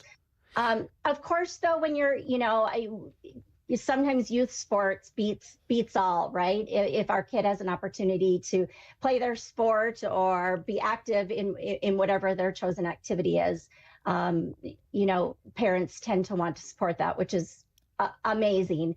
And we hope it doesn't impact those youth sport teams. But, again, we just don't know yet. Just last, I know that you're not speaking politically, but I do want to ask at a personal level, what worries you most about our relationship moving forward? We just enjoy a great friendship. I have to say over the years, I've been in this job now 22 years. And while I'm not typically the person answering the phone, I obviously work pretty closely with the people who are and the people that are greeting the guests as they come in. And it's just we don't see Manitobans in Canada as a whole different country. We've got a close relationship, just talking about the weather this morning. It's pretty cold here too. And we have that common bond. And, what worries me, of course, and it has through the years, my job is to bring visitors to our community. So anytime that's impacted, whether it's the exchange rate, whether it's a political issue, whether it's the weather, things get canceled because of the weather. Those are the types of things that all worry me and how that impacts visitors. Visitors bring a huge economic impact to our community, and we realize that. Julie, thank you very much for your time live after a cold, long weekend. We'll hear it was a long weekend. Appreciate your time. Thank you so much. Have a wonderful day. Thank you. You too. That is Julie Rigg. She's the Executive Director of Tourism at Visit Greater Grand Forks. Are your travel habits changing? Have you changed some of your plans to go down south or not? 788-3205. In the world of marketing, there are things that are forbidden. It's illegal to use certain sounds. In some countries, there are rules around using national anthems in commercials. And forget about using Winnie the Pooh in China. Oh, bother. Forbidden branding on Under the Influence with Terry O'Reilly. Thursday morning at 11:30, 3:30 p.m. in Newfoundland. And on demand on CBC Listen. Clear and very cold today, a high of -20, but with wind chill, it's going to feel more around -44, And we have an extreme cold warning all across southern Manitoba. Well, we want to take a moment right now to remember someone that's been on our airwaves a lot. Shauna Forrester Smith died on Valentine's Day. And she has been on our airwaves a lot because she was an advocate in our community. She lived with a disability. She was an Ojibwe writer. She got in touch with her Ojibwe roots actually later in her life and had her sisters that she didn't even know existed and half-sisters visit her. She did a lot of her advocacy from her healthcare bed. She'd been in Riverview Health Center for some 10 years. Most recently, she'd been in Deer Lodge Center, living on a chronic care unit there at Deer Lodge. She wrote for the Free Press, different feature articles. But we met Shauna Forrester Smith back in 2011, 2012. She was 28, newly married, and newly diagnosed with gastroparesis and pseudo-obstruction. She and her husband, Brent, resolved to face whatever would come together. They were part of a special that we did called Resolve, and they shared her healthcare journey with us and their hopes and concerns. But she was facing everything with such bravery, and she always did. And so many people this morning are now mourning the loss of Shauna Forrester Smith. We also followed Shauna 10 years later, and so before we play a piece of tape, and I just want to warn you, because if you're a friend or a loved one, you're about to hear her voice. But I just want to read something that was posted, a couple things most recently. First of all, Shauna was writing in the Free Press as of February 8th. She wrote an article that was top chronic care side effects go far beyond the physical. And she wrote, quote, "Nobody gets through life without struggles. A common phrase uttered in my room is, we can do hard things, and we can, and we do every day." Other people were writing in to congratulate her on her recent coronation medal, which she received in her hospital bed in February, just earlier this month. And finally, before we hear this piece of tape from Shauna and Brent, let's read something here from Susie Urjabik Parker, who wrote on Facebook. Shauna Forrester Smith was a fierce advocate and a beacon of social justice and change for people living in long-term care and those who live with chronic conditions. If you read her columns in the Winnipeg Free Press, her perspective was rooted in lived experience, empathy, justice, and compassion. She spoke openly and lived her Jewish faith in everything she did, and she was a proud Métis woman. If you were lucky enough to receive even one of her beautiful handmade cards, you know how fabulous they are. And that's just part of what was written about her this morning. Now, speaking of those cards, that is actually going to lead us right into a piece of tape and some music as we remember the legacy and the love of someone that has been lost to community. This is Shauna Forrester Smith and Brent, her husband, you'll hear, speaking to CBC in 2022. There's so much beauty in you, Shauna. And I know that I'm looking behind you in the Zoom image of your room, and you have cards on the wall, and I imagine you might have made some of them, because you've been crafting and you've been giving life and love in that way. When did you start doing some of that? They had arts and crafts as a recreational activity on the unit pre-COVID, but then when we first locked down, we weren't allowed any visitors whatsoever for about 4 months. So I started making handmade cards and postcards to send to family and friends to keep in touch. And then I also started doing watercolors. And then I also started doing embroidery. And then I also started doing Indigenous beading. And then at that point, people started expressing an interest in buying my creations. So actually, we started a business under Brent's name on the web, and it's actually been a successful side hustle. Do you guys have any songs that are meaningful to you? Oh, I love the song Tunnels by the Arcade Fire. It always makes me feel better when I feel sad. Arcade Fire, the last time they came to Winnipeg, that's one of the biggest and one of the, I think the last concerts live that I concerts went to. that we went to together. Shauna Forrester Smith was 42 years old. She died on Valentine's Day. Here's Arcade Fire and Tunnels.